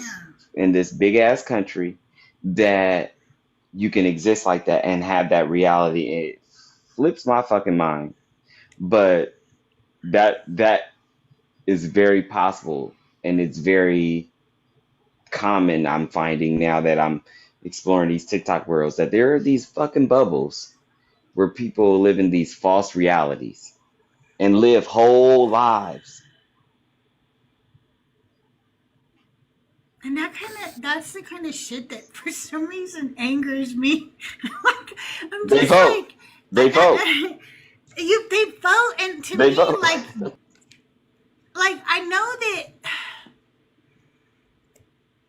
I know that we tell people all the time that we don't choose what we believe, but in a sense, when you are in cognitive dissonance, aren't you kind of doing that? Aren't you choosing to sit there? Because I gotta be real with you. Sometimes I sit there, like, on purpose. Like, I know when I say goodbye to somebody, on this earth, that, like, I'm never really going to see them again, like, but I sometimes, to deal with my grief, pretend like there could be multiverses somewhere we're still, hanging out or whatever, and I choose to sit in that cognitive dissonance. I do not care. Right then, that's what I need to help me, right? Aren't they choosing to, like, believe that there was no slavery when the whole world is telling them there was? Aren't they choosing that to a degree? Yeah, and there's so many other ways to look at it. I don't know about any other customs or traditions, but the customs and traditions that I come from, I'm taught to believe that my ancestry lives in my DNA. So things that I understand but can't explain, like my inclination toward music or my inclination toward gardening and agriculture, or like my handy around the house abilities to change a light socket or like paint the whole house or something like that. Like I feel inclined to believe I can do something, and that I'm taught to believe that is because of what lives inside of my DNA. So I might not ever get to see this person again physically, but regardless of my choice, they live inside of my DNA, and I start to see them and act in me because they are part of me. And I don't know that to be true. I can't prove it, but it it comforts me when I lose someone, that they'll always be a part of me somehow. Now, what I think the kind of thing that doesn't come from me is when it's a friend, when they're not a part of my DNA, Yeah. you know. Whew, and then you just brought tears to my eye because there's a lot of people that I don't want to be a part of my DNA. Ooh, And right. I have fought my whole life for them to not be a part of me. I fought my whole life to be as far away from that as I can. And I just, so for you, like, I'm like, damn, that's really cool. I wish I had somebody like that in my DNA that I could go, yeah, I want that. But sadly, Well, there's and not. I mean, Hopefully, oh my God, you grab my heart every time, Crystal. But I've also heard you say that you are hoping to be the DNA that passes on in your family, and you have family that you're passing on. So yeah, you're working that out, and that's how that works. yeah. We have. I also have in my DNA very, very things that I don't know about, and that also exist there from before my colonization and all that. So, um, I'm just looking at the beauty of it, of what I'm seeing in myself. Yeah, It yeah, more so has and to I do can with see that. it more so has to do with me being a good person. And that's why I'm saying, fuck the Yeah, belief. The actuality is I'm out here using whatever it is that I think and believe might be because it's in my DNA. I'm using it for the right reasons, and so are you. yeah, and you are right. I do. I believe that a lot of times when there's severe abuse generationally in your family, that sometimes it takes several generations to completely end abuse because I believe that sometimes people think that they are not as abusive as the previous generation because to them the most like maybe painful thing of their abuse was physical, so then they try not to physically abuse the next generation but they're still verbally abusive or what have you, right? And they just keep trying and trying, and it can take several generations to like end those abusive curses. But I hope for my sake that that I've ended that for the generations to come in my line, and so I hope that they get some of that from me, that the future, my grandkids and their kids and so forth will be like, no, there was no abuse. There was no abuse in our family.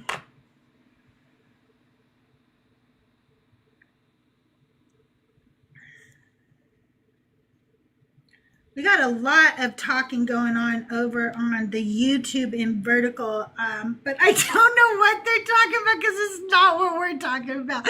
They're talking about blood sacrifice, demanding blood sacrifice, animal sacrifice, and everything. What are you guys talking about over there? What are you guys arguing about? They're arguing in the comments about blood sacrifice. You guys, thank you so much. We're already at almost 100,000 likes. Thank you so much. I'm going to be live for about an hour more. If you want me to stay live for 2 more hours, I have to reach my gift goal within the next hour. Hi, follower of Christ. How are you doing? If you want, you can come up and talk to us. We're talking today about what if you're wrong, if you're a Christian. What does that mean to you? What does it mean to society? What does it mean if you really sit and think about what if you're wrong? Like it just, for me, woo, it meant a lot of things. It meant I lost my community. It meant I had said some stupid shit to people in my life. It meant that I indoctrinated my children into the same cult that I was indoctrinated into. And it meant that I made my husband get really, really Christian-y when he didn't want to. And then I had to go tell him that I wasn't one anymore. And that was very confusing to him. It meant a lot Oh of man, things. poor Doug. Yeah, poor Doug. When I met him, he was more like just a Christmas and Easter Christian. You know what I'm talking about? Yes, Those- as we do. That's my and, drinking buddy. Mm-hmm. yeah, there you go. He's like, Christmas and Easter, that's all we need. My dad, he would tell me, my dad didn't believe in organized religion. They're just a bunch of money hungry people and everything. And I was like, no, you have to be a Christian. And still he stuck with me for 30 years. Can you imagine that? After making him become a Christian and then telling him I'm not one anymore.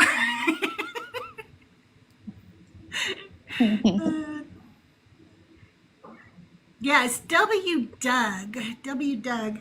And we're not talking about the rock this time, okay? Although I do call him my rock. Oh my gosh. Well, we could. He is my rock. Well, and also like a little pat on your back too, Crystal, for being the same woman that he loved, whether you believed in that God or not. You know, that's Wait, kind are of you the same person? I'm the same person he loved. I'm still like the person that he fell in love with. He will tell you, like, well, first of all, I'm hot. So that had something to do with it. No, just kidding. boom, Um, roasted. Yeah. that was the attraction. I still have that badonk that made him go, hey, you want to go out sometime? Anyway, so I'm still that person. I'm still funny, and I make him laugh a lot. And I'm still smart, like, and I still value educating myself, which I did when he met me. So in those ways, I'm the same. Am I still, look, I think that when you're a Christian, whether you want to or not, you other people, and you are a supremacist, okay? Oh, for And sure. I'm not a supremacist anymore. And I've helped Yeah. him really deconstruct a lot of that in himself. And so I think that in the sense that I was always just trying to be a better person and a good person, I am still that person. I just found out a better way of doing it now. That's a good way to put it, because I always say I am not the same person. And I mean, I was married as basically a child. So, like, I'm not the same person. But you're right. Like, I always have just tried to be the best version of myself with what I knew at the time. There was just unfortunately a lot of time that I was indoctrinated. And so I was trying to be good, but I was actually pretty terrible. Yeah, because like you were trying to be a good Christian and you were told being a good person is the equivalent. In order to be a good person, you have to be a good Christian. That is what you're told. That is literally it. You're like, so if you want to be a good person, you have to do these things because this is what Christianity tells us a good person is. It was when I realized that Christianity was wrong, then I realized their idea of what a good person is also wrong. It's not true. And that was a separate thing to deconstruct, right? Like, so I already don't believe in the God anymore, but now I need to realize that this religion taught me to other people in every aspect of my life. And I have to deconstruct each of those aspects separately, if that makes sense. Yeah, for sure. And now I'm a better person and I'm still open to it. Like, I want you guys to know that if you hear me saying something and in any way, like you feel that I should deconstruct that, then tell me, because I want to, because I just, you know what? I just feel like I'm a geode. And I just want to be cracked open and see all the crystally goodness that's inside. You know what I mean? Like, I want the hard shell to be cracked open. Yeah. And so, like, and that can take a lot of pressure. It can take water and pressure, all kinds of pressure to crack one of those open and get to the good stuff inside. It's not always comfortable, but I think going through deconstruction really helps you recognize there's, as cliche as it might sound, there's beauty in that pain or that pressure. It was so painful, and all of us can relate to that. But I mean, it's worth it once you get on the other side and you realize you're so much more free to love people for who they are, where they're at right now. Just like appreciate all the goodness in them. And you don't have to be threatened that you're wrong. You don't have to be threatened by the idea that, oh, maybe I don't know everything. Because as a Christian, I had clung to the doctrine and it had to be right. Therefore, I had to be right when I was saying it, when I was preaching it, when I was being a witness. I had to always be right. Could not be wrong. And so it led to a lot of perfectionism and, those types of things. So now, like, embracing the fact that, fuck, I don't know shit. I could be wrong. Sure, tell me all the ways that I'm wrong. Also, Oh, how it's made interesting. me You go- think differently than me. Right? Yeah. And it's made me look at things too. Like, for instance, it's made me look at social constructs that we have and ask myself if that social construct is actually morally wrong, or if it is probably something that we have put in place due to, colonization or Christianity or some other arbitrary reason, right? And so, like, for instance, I'll talk about polyamory. I have always been taught that polyamory is just wrong. It's just wrong.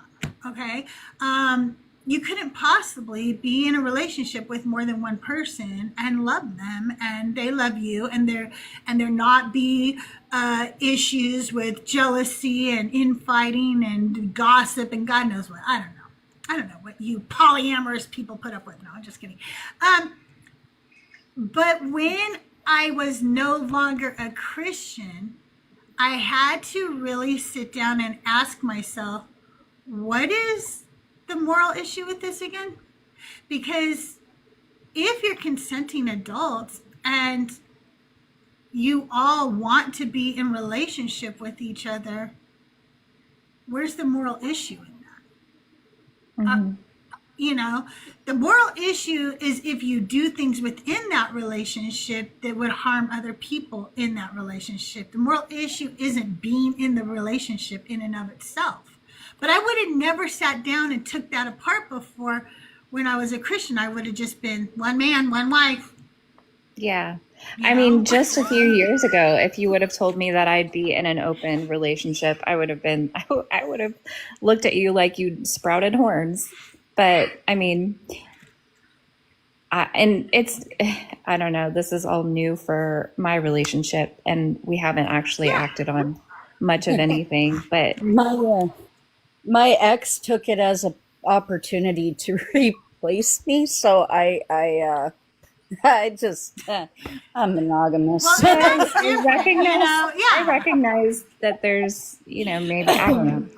I don't know. I'm still learning about it all, I guess. I'm not fully educated probably, but I think there's nothing wrong with exploring. And I mean, I don't know if this is fair to say, but I've just always had this capacity for love. Like, I literally love everyone. I can't help it. I just can't help it. Right. And I don't know. And it also made me, leaving Christianity also made me start seeing so many things as a spectrum instead of black and white. Like, from gender to sexual attraction. I think that we label too much shit. Like, this is bi means. It means this. I say that only all this, the time. And yes, I you think do not have to label yourself before you're ready. Like, you don't. Nobody. And you don't need to label others. So, yeah. Either accept the label they give themselves, but you don't have to label them. And I don't know, life is just not so black and white. Love is a spectrum, everything is a spectrum. Like, if you just start seeing things more as a spectrum, you can accept and love yourself more. Like, I I've talked about this before too. I don't know if I would be straight if I had not been indoctrinated. And I can honestly say I really don't know, because I'm in a very monogamous relationship with Doug. And so I really don't think about other people, not because I'm just so perfect and monogamous. I just don't. Like, I've been with him for 30 years. I'm not looking to replace him. I'm not going anywhere. And should something happen to my beloved Doug, I've told him before, I'm not replacing him after either. I want to be alone if that happens. I don't need anybody. Just leave me alone. Nobody touch me. Don't look at me. Leave me alone. Yeah, leave me alone. That's fair. But yeah, and so, but if I think about the form of a woman, she is so beautiful, and I find women very attractive. And would I ever have acted on that kind of attraction had I not been indoctrinated into a religion that told me you have to be straight? And you also growing up, people made it always seem like you knew whether you were straight or gay or whatever when you're a child. And I don't know if I knew. I know what I was told, right? I only know what I was told. And I was so indoctrinated that I have no idea where my life would be right now had I been like raised by, secular humanists. And that's such a scary thing to say to children too, because I remember hearing that not as a child, but as like maybe like a teenager, like, well, you always knew what you were when you were, it's like I wasn't even active then. I had no clue about what I was feeling and what my body was doing. Why would I then at that moment know everything for the rest of my entire life? Like, that's so dumb. It is so dumb. It's the same kind of pressure we put on kids in high school to know what career they want to be while they're in high school. Okay. And I remember my daughter being paralyzed with this because everybody knew what they wanted to be. Like, they were all telling her, what do you mean you don't know? What do you mean? And she was feeling so much pressure. And finally I told her, stop letting everybody else pressure you. Nobody knows what they want to be when they grow up. 95% of those people are going to go to college and switch degrees or never fucking use their degree. They don't know. They think they know. They don't know. Nobody knows. I still don't know what I want to be when I grow up. Exactly. Nobody knows. Stop putting that kind of Just pressure to say on kids. on the whole thing about like, what was it? How did you guys say it? It was like replacing your spouse or whatever. I don't know. I don't see it that way. No, I meant like, if he unalives or something. And like, people are always like, oh, like, would you remarry? No, it's not going to happen. I don't even want to date. Don't feel need for any of it. Well, I just mean for me, for our relationship, when we talked about it, it was more of like just making the most out of every moment. Because for so long, we were so suppressed and we were told like every move pretty much of our lives. And we got married because we were told that we had to, because we got caught having sex. So they were like, well, now you have to get married because naturally you're going to get pregnant. And we had no like sex ed. We had no education. We didn't even know who we were fully or how our bodies worked, like, let alone to be getting married. And so for us in our relationship, that's what it would look like, was just having an honest conversation. And there's a lot of trust and communication in my marriage. So, for us, it wasn't ever about, and we've had that conversation because maybe we are naive. Like, we haven't actually explored any of this.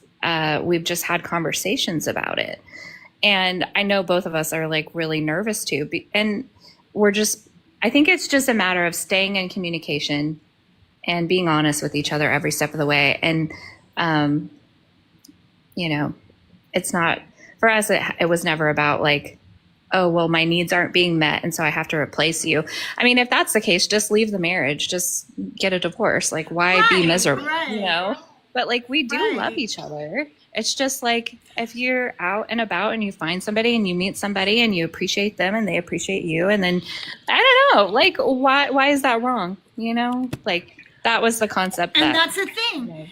That I had to realize that just because I was taught something as a Christian, I didn't mean that that was like true, and I needed to reevaluate all of those things. Like, and polyamory was one of them. Actually, you want to know what started me to like really try to understand polyamory was watching Sister Wives.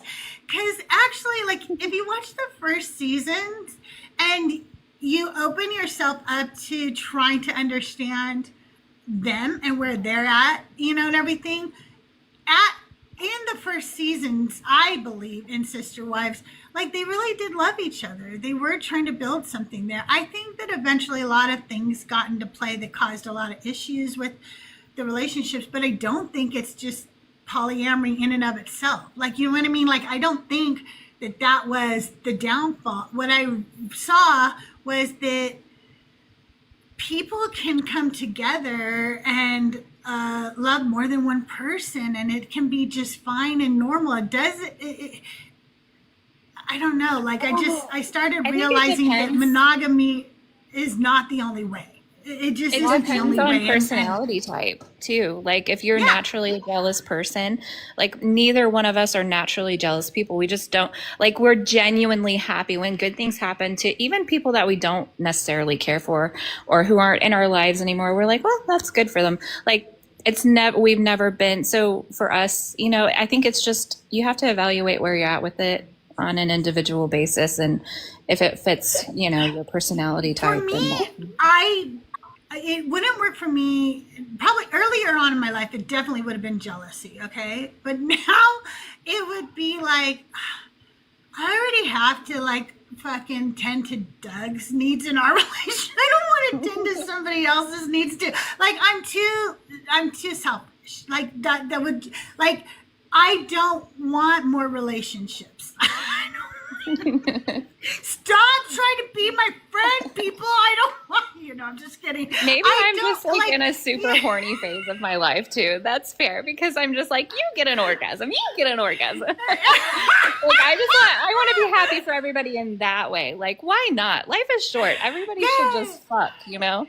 That's it, Tayyir. I don't have the energy for an extra relationship. I only have the energy for Doug, and let's face it, Doug works all day. So you see what I'm saying?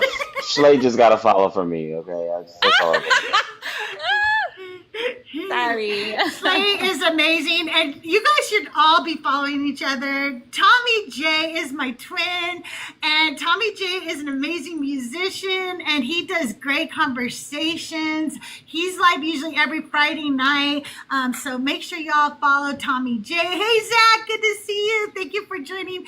Nick Graves is an academic of the Bible. She has a lot of information about hell and other such things. She is also the one I go to when I have questions about other religions and paganism and so forth.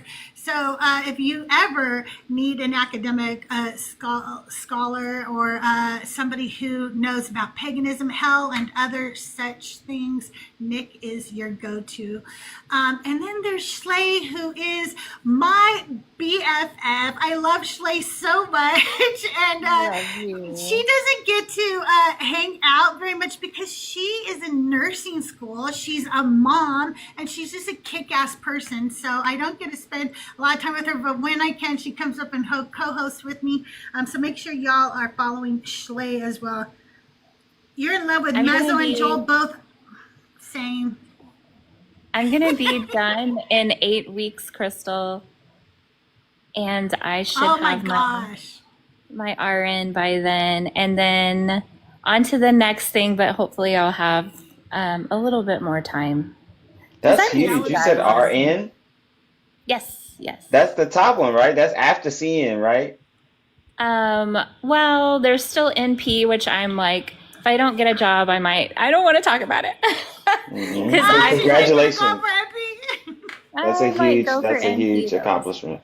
Yeah, it's been hard. School is hard. I reinvented myself. I did hair for 12 years, hair and makeup. I did like a lot of weddings and photo shoots, that kind of thing. And then my kids stopped needing me as much, and I was like, you know what? Let me pick the hardest undergraduate degree ever and just go for that. And that's where I'm at. But yeah, I Okay, kind of Crystal, love it. Yeah.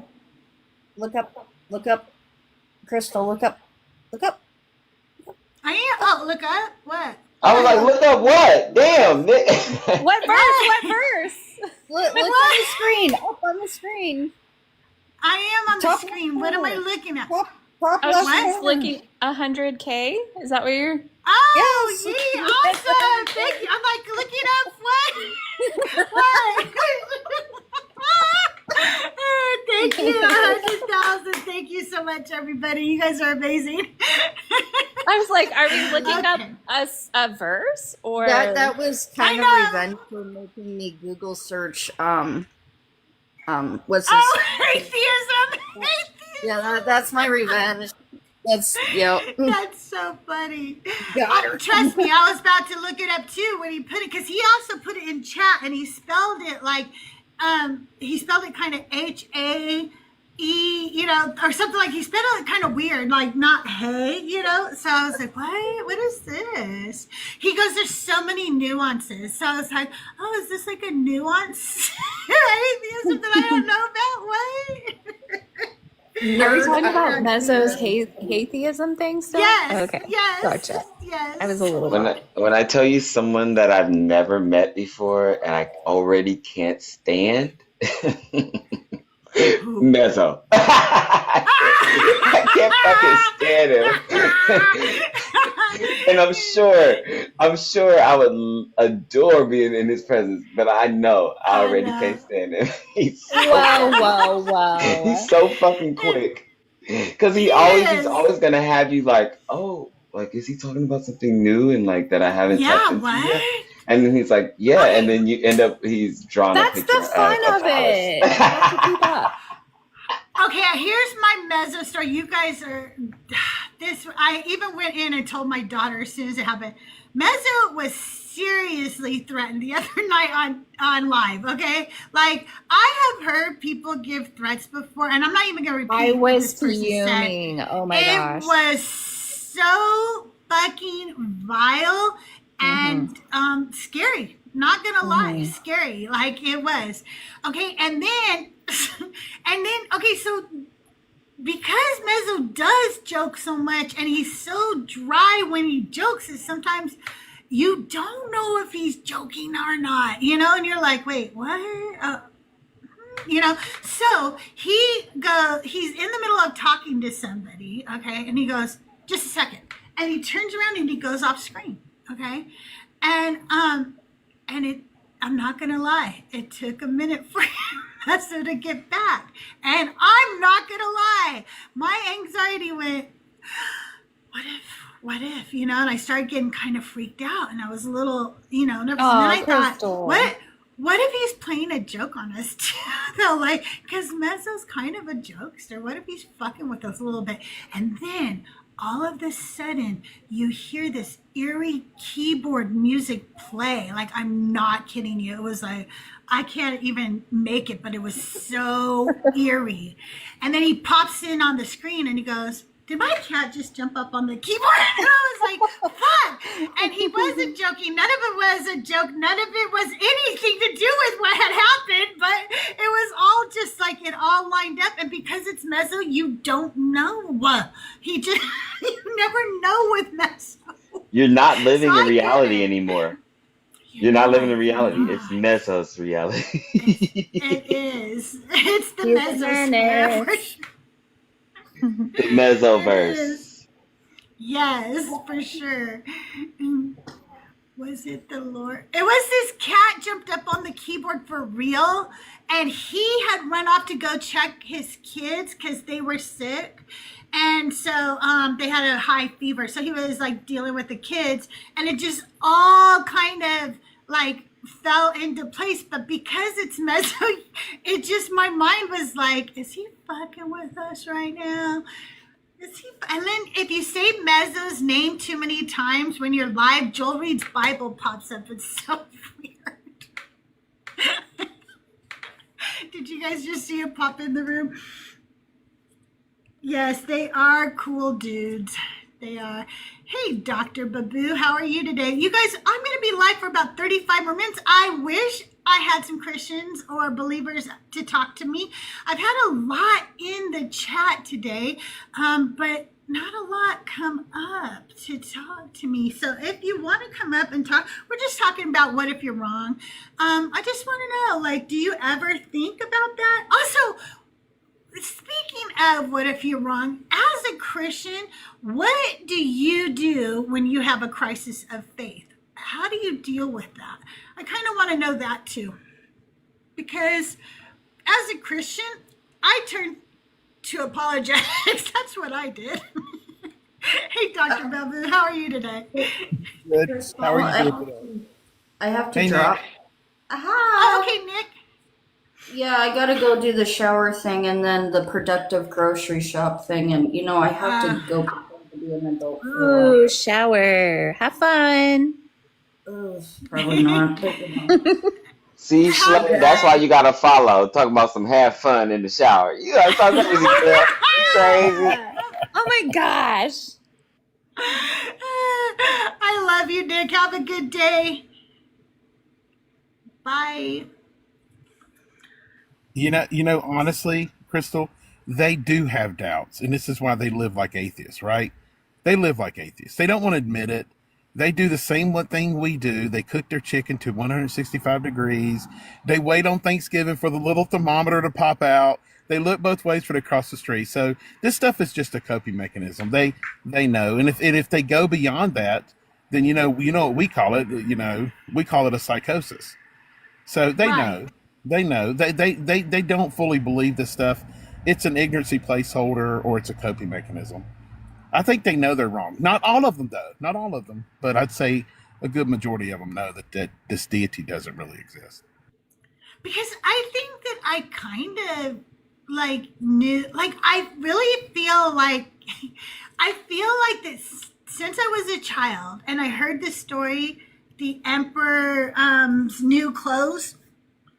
I remember thinking, what if that's what all this is? It's just the emperor's new clothes. You guys know the story I'm talking about, right? It is, though. You're right. I mean, that's a great example.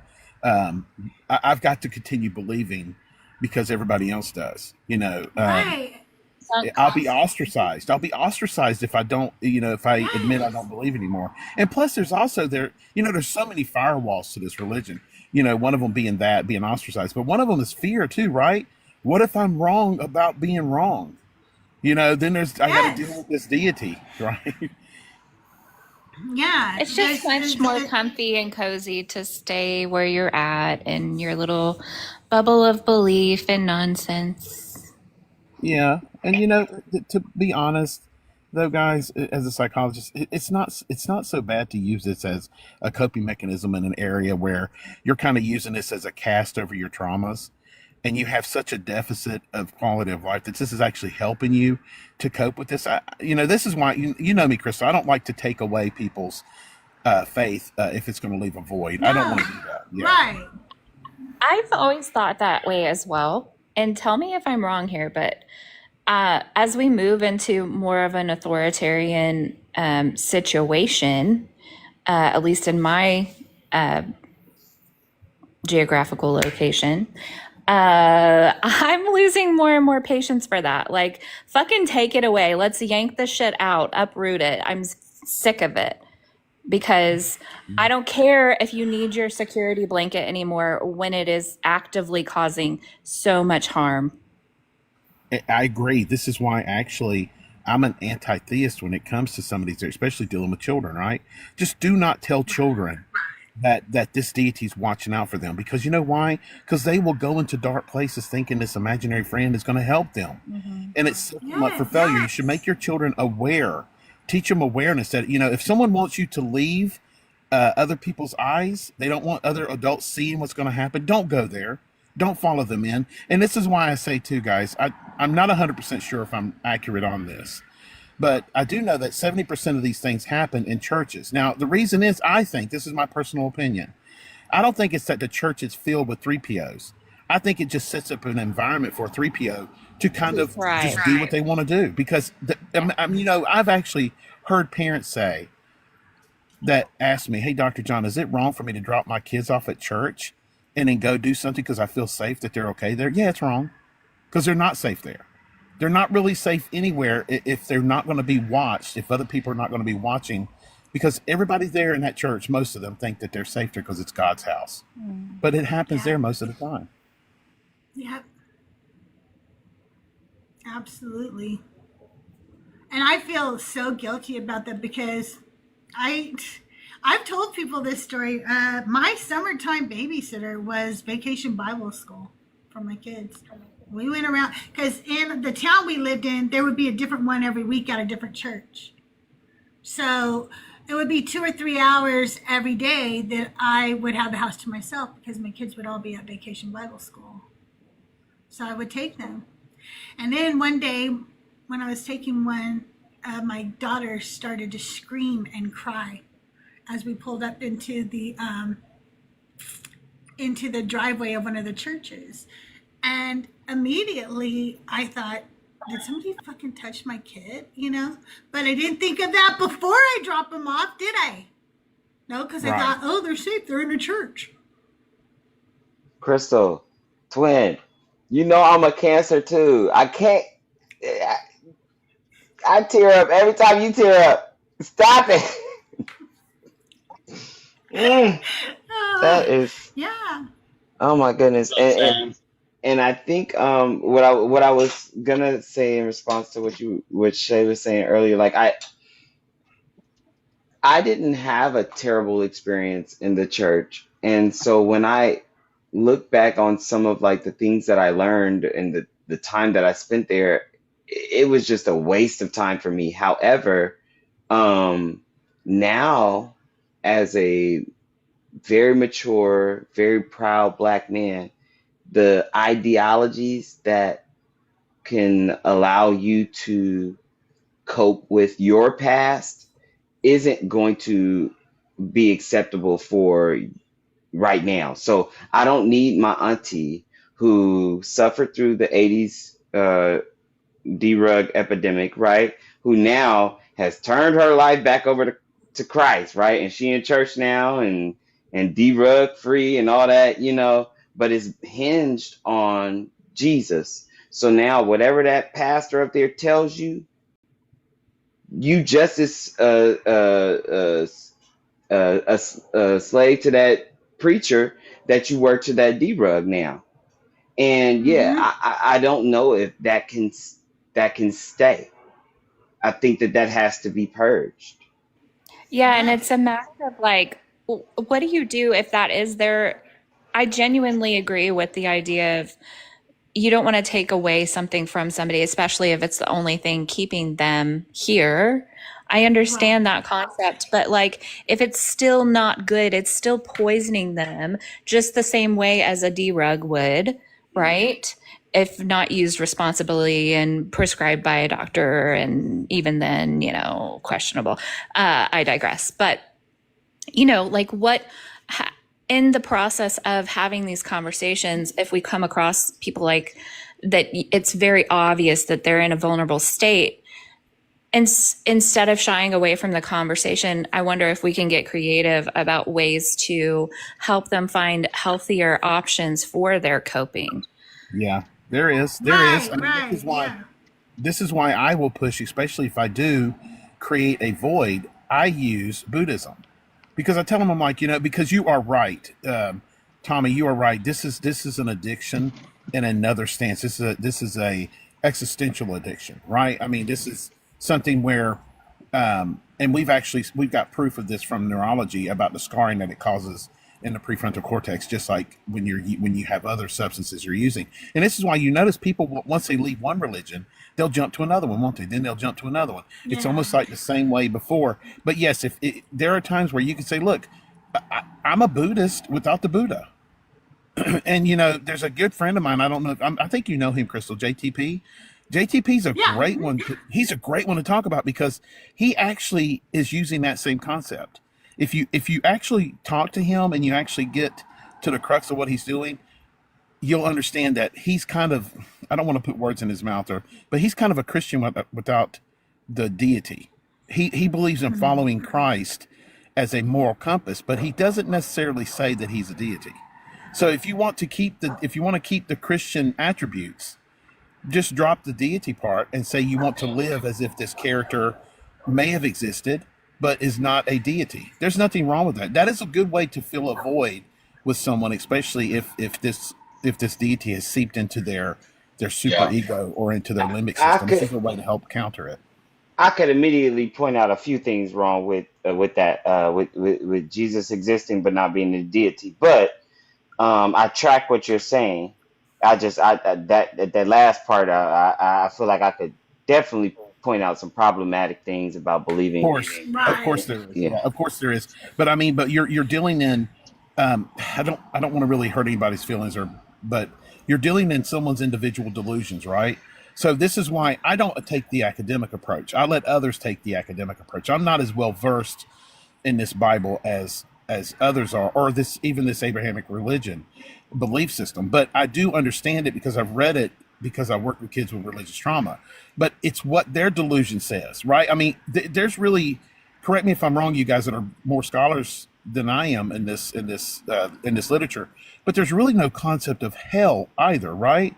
So, but some people believe that there's an eternal hell waiting for people, for them to burn forever. In the New Testament, there is. In the New Testament, there definitely is, there's a concept of it, yes, for sure. It's just not very clear exactly what it is.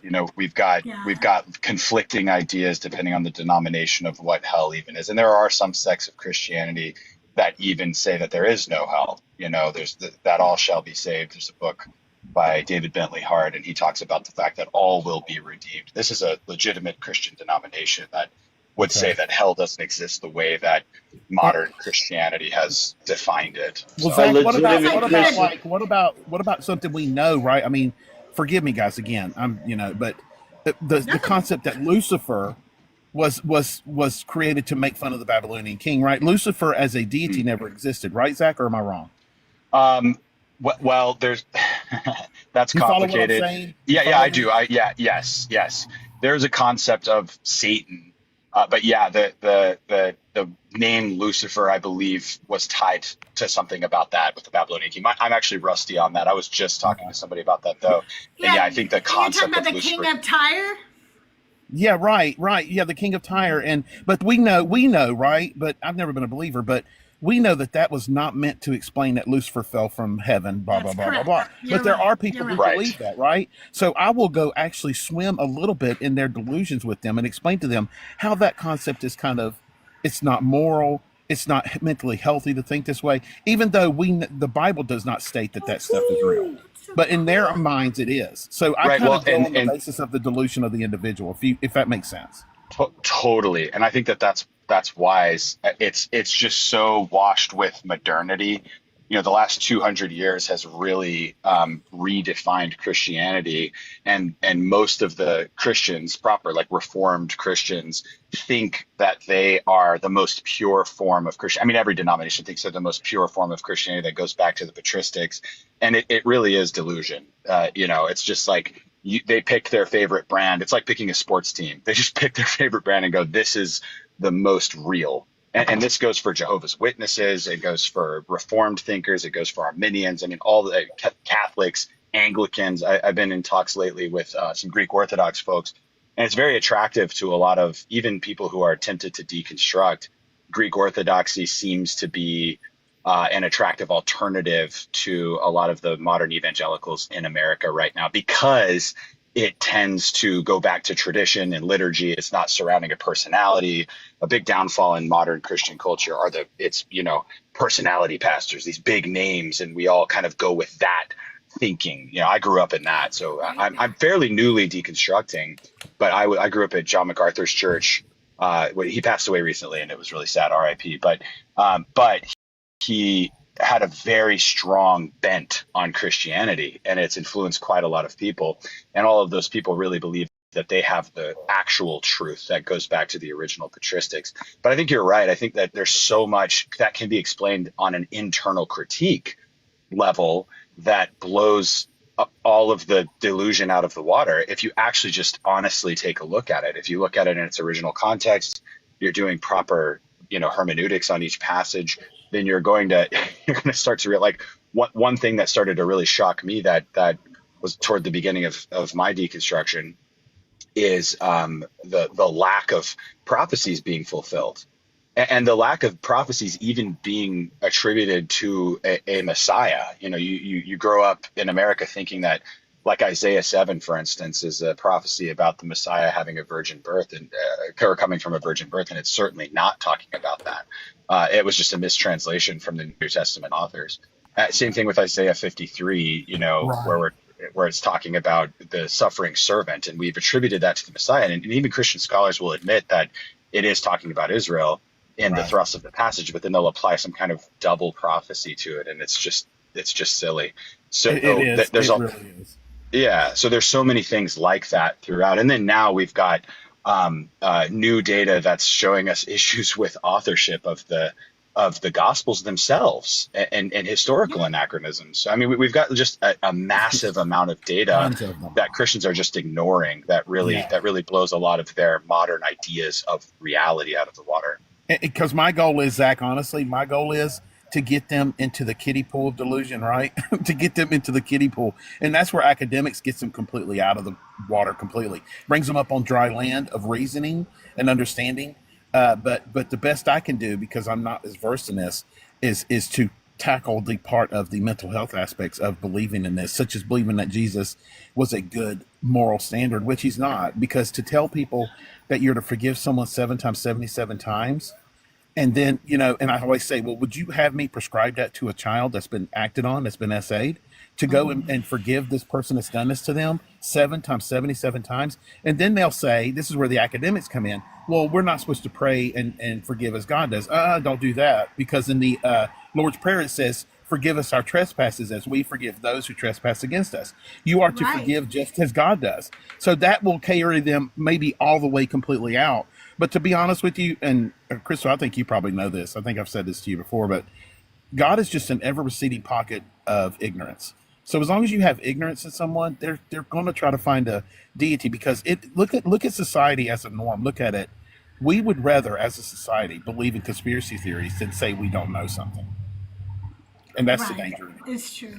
Well, and it comes back to And the quote that you were talking about. Yeah. And I just wonder, like, part of my approach when I get the opportunity, which is rare, but I like to turn it back inward of they're looking outward for this thing to fulfill or fill this void that they think or perceive that they have, and that they can't measure up and they're not good enough. And so they need this thing to help come alongside and make them worthy or make them this or that. And I like to remind them that if he just imagine with me for a minute that God isn't real, it's been you the entire time. You are fully capable of, being, you are just enough. You are worthy, you are enough, and you are whole just as you are. And you've been doing all of these things in and of So your good. own accord. And I don't know if That's that's so good. No, that's That well said. resonates deeply with me. It's an Go ahead, ignorancy placeholder, as I call it. God is just an ignorancy placeholder. It's until science comes along with something better for these individuals. This is why they believe. I mean, Yes, I know it's funny, but it's true. great. Because That's That's why. great. That's why Mezzo and Joel call everything the God of the gapes, because God and the they say gaps. gapes Oh, on gapes. purpose. They say it on purpose because there's like these gaping holes, and you keep shoving God into all of them instead of like trying to Yeah. find, the real answer. But back to what you said about forgiving like that, and that is so harmful, Dr. Babu. And it was something that I was told as a child. And because I was abused as a child, I believe that being told that very thing is what caused me to go into another relationship with, when I became an adult, that was abusive. Because I'm taught that you just forgive these people and you just pray for them, and because of that, it makes you a victim. It just makes you a victim.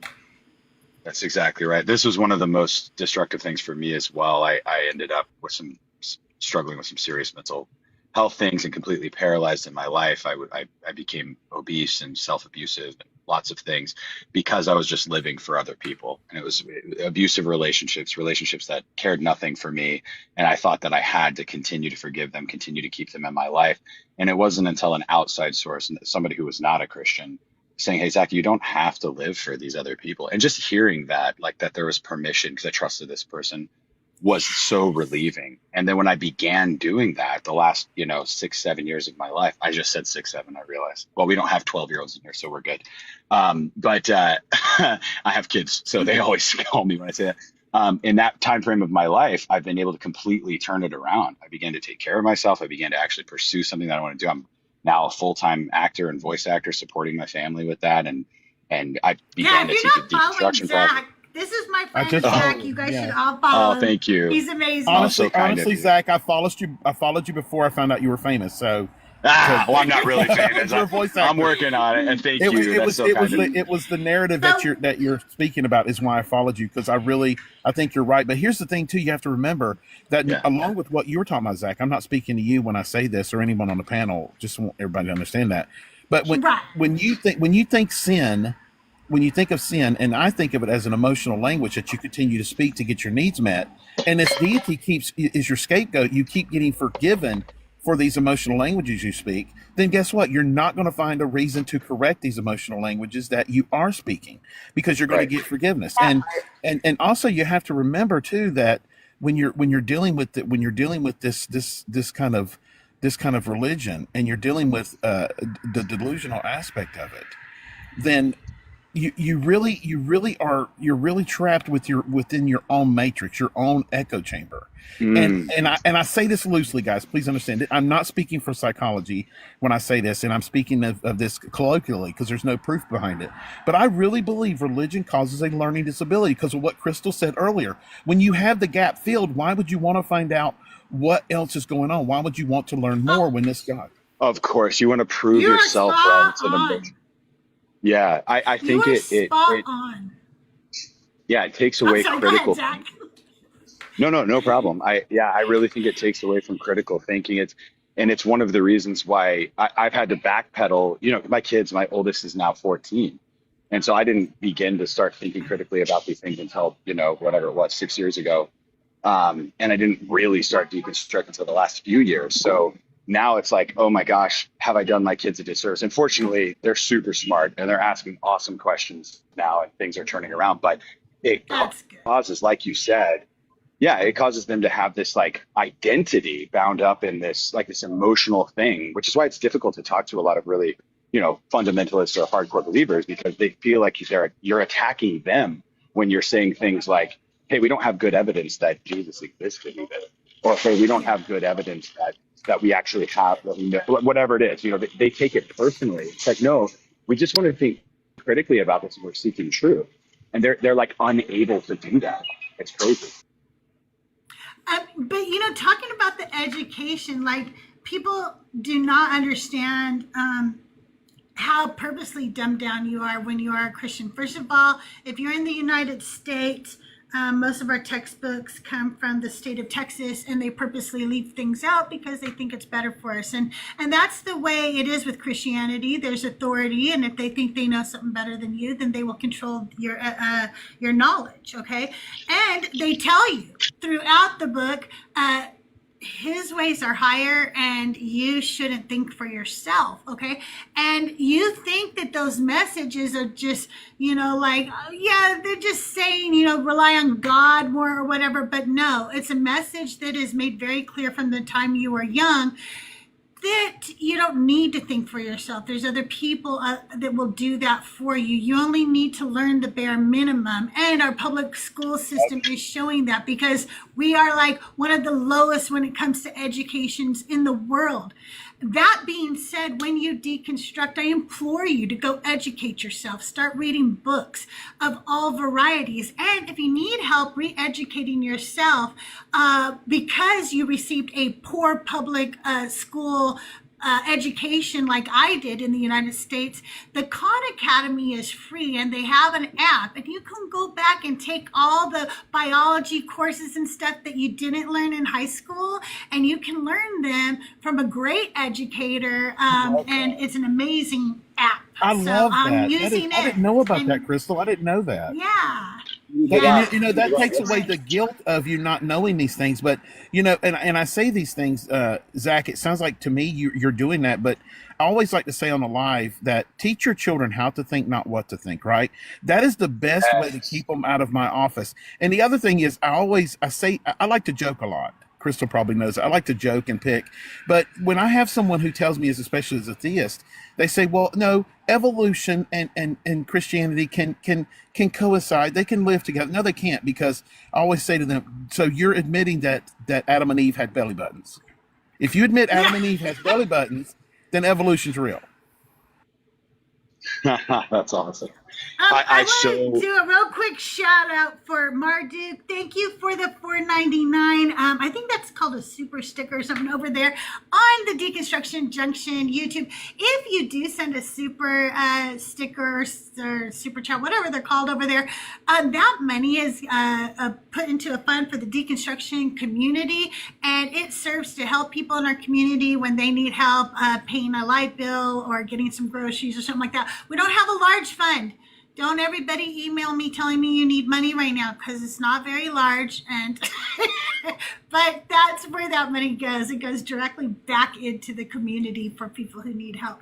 I also want to really quick say I will be closing down in 10 minutes unless I hit the gift goal. If I do, then I know you want us to keep the conversation going, and I stay for another hour. But yeah, thank you all for being here. Thank you for all the likes, shares, follows, and all the good stuff. I really appreciate you guys. All right, go ahead and continue, Zach. Sorry to interrupt. No, not at all. The Not Academy, at all. Just the Academy is called the Khan Academy, Khan, the Khan Academy. Oh. Sorry, go ahead. cool. Khan Academy. Yeah, no, I'm interested in that too. I didn't know about that.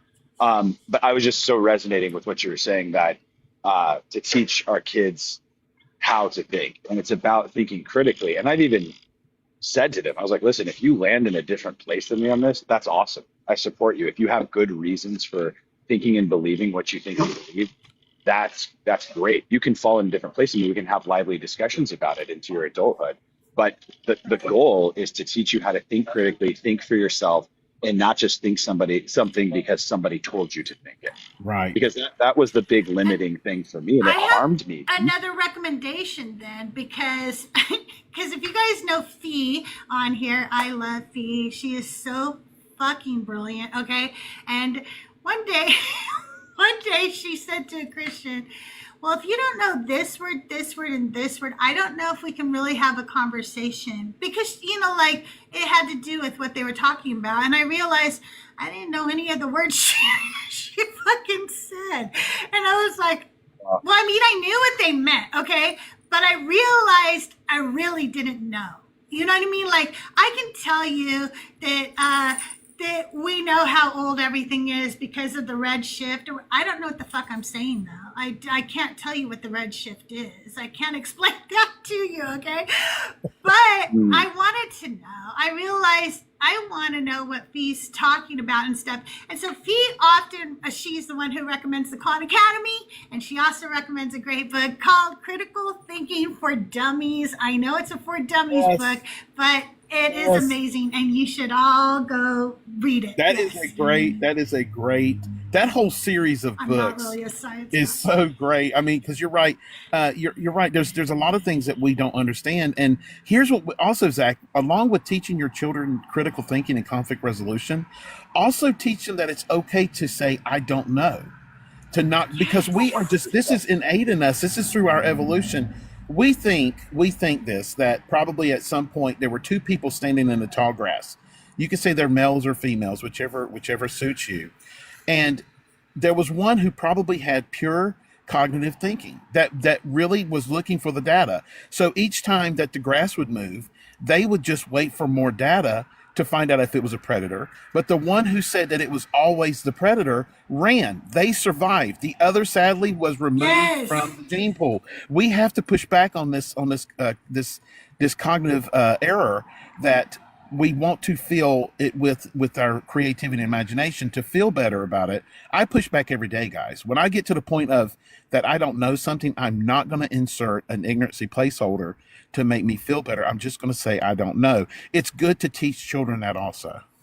100%. I agree. I think we don't know, and it's okay that we don't know. And that was a big shift for me in my own journey, because in Christianity, we know, we have 100% certainty. It comes from God. And it's like, that is insisted upon. And then because that's their framework, they go, well, what's the alternative? Huh? Like, you don't know. It's like, exactly. We don't know. Neither do you.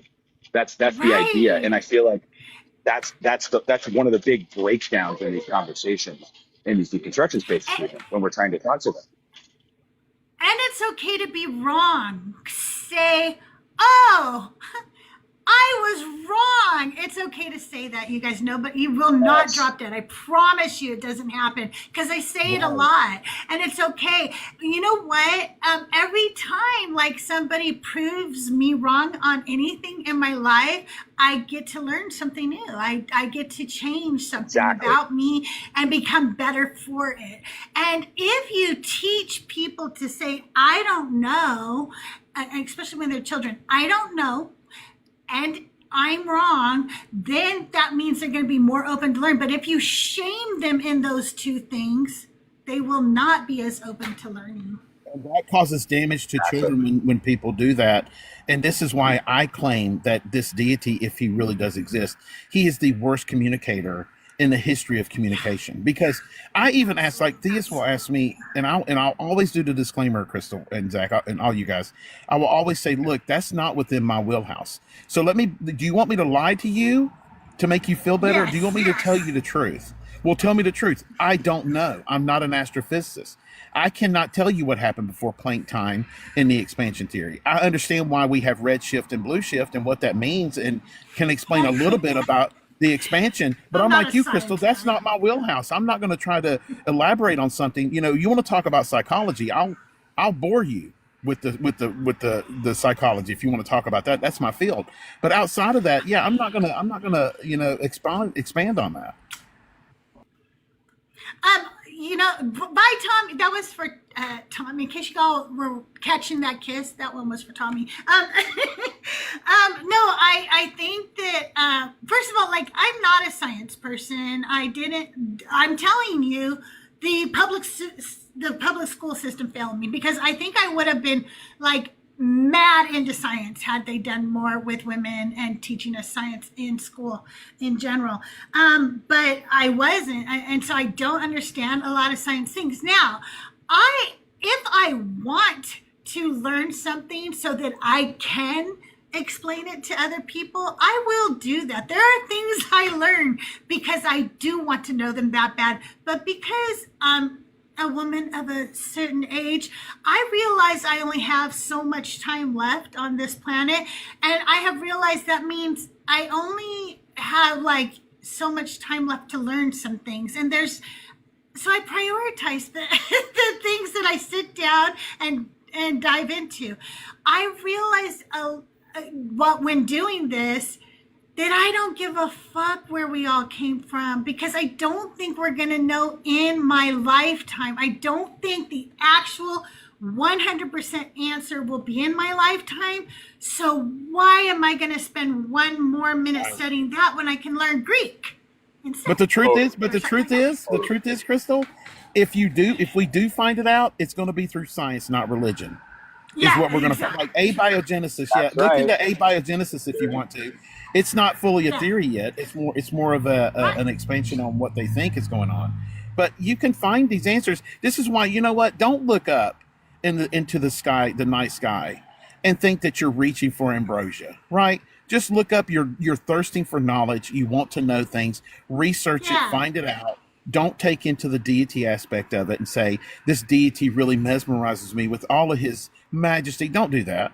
Look at the universe and look at it as the beauty of the knowledge that we can find, and there's spookiness inside this too. There's it's not an existential thing, but what can be if you go outside of thought. But there is answers to things that we don't know. But you're right, Crystal. We have to be more comfortable with the fact is there may be things we may never know, especially us in our life. Right. And that's okay. Also, while we're speaking of educating ourselves, I want to remind everybody, because sometimes you just need that reminder. You guys need to go and make sure that your library card hasn't expired and renew your library card, and then download whatever library app your particular library uses. Some use Libby, some use Cloud Library. There's different ones, but you can get a wealth of free information right on your phone from places like your library for free, okay? And it's just like wild to me that people forget to renew their library card. So get the Khan app, get the Critical Thinking for Dummies, and renew your library card, and then download Libby or Cloud Library. You guys, I'm going to go ahead and end the live for today. I want to thank you, Schley, for being here. I know you're super busy. And Dr. Babu, it was so good seeing you. Haven't seen you in a while. And Zach, thanks for coming up. Join me anytime I go live. Thank you three for being here. I really appreciate you guys. Good to be here, Crystal. I love and adore you. I'll talk to you soon. Yes, Okay, Crystal, love thank you. you for letting me come up. So hard, love And you. understand that what you're doing, you are making a huge, huge difference and an impact in people's lives just by doing these lives. Thank you so much. Nice to meet you, Zach. Thank you Nice so to meet you much. guys. Nice to meet Bye, Nice to meet you everybody. too. I'll see you Much around love, the- everybody. Bye. Have a good day. I'll see you guys around the mean streets of TikTok and YouTube. Bye, everybody.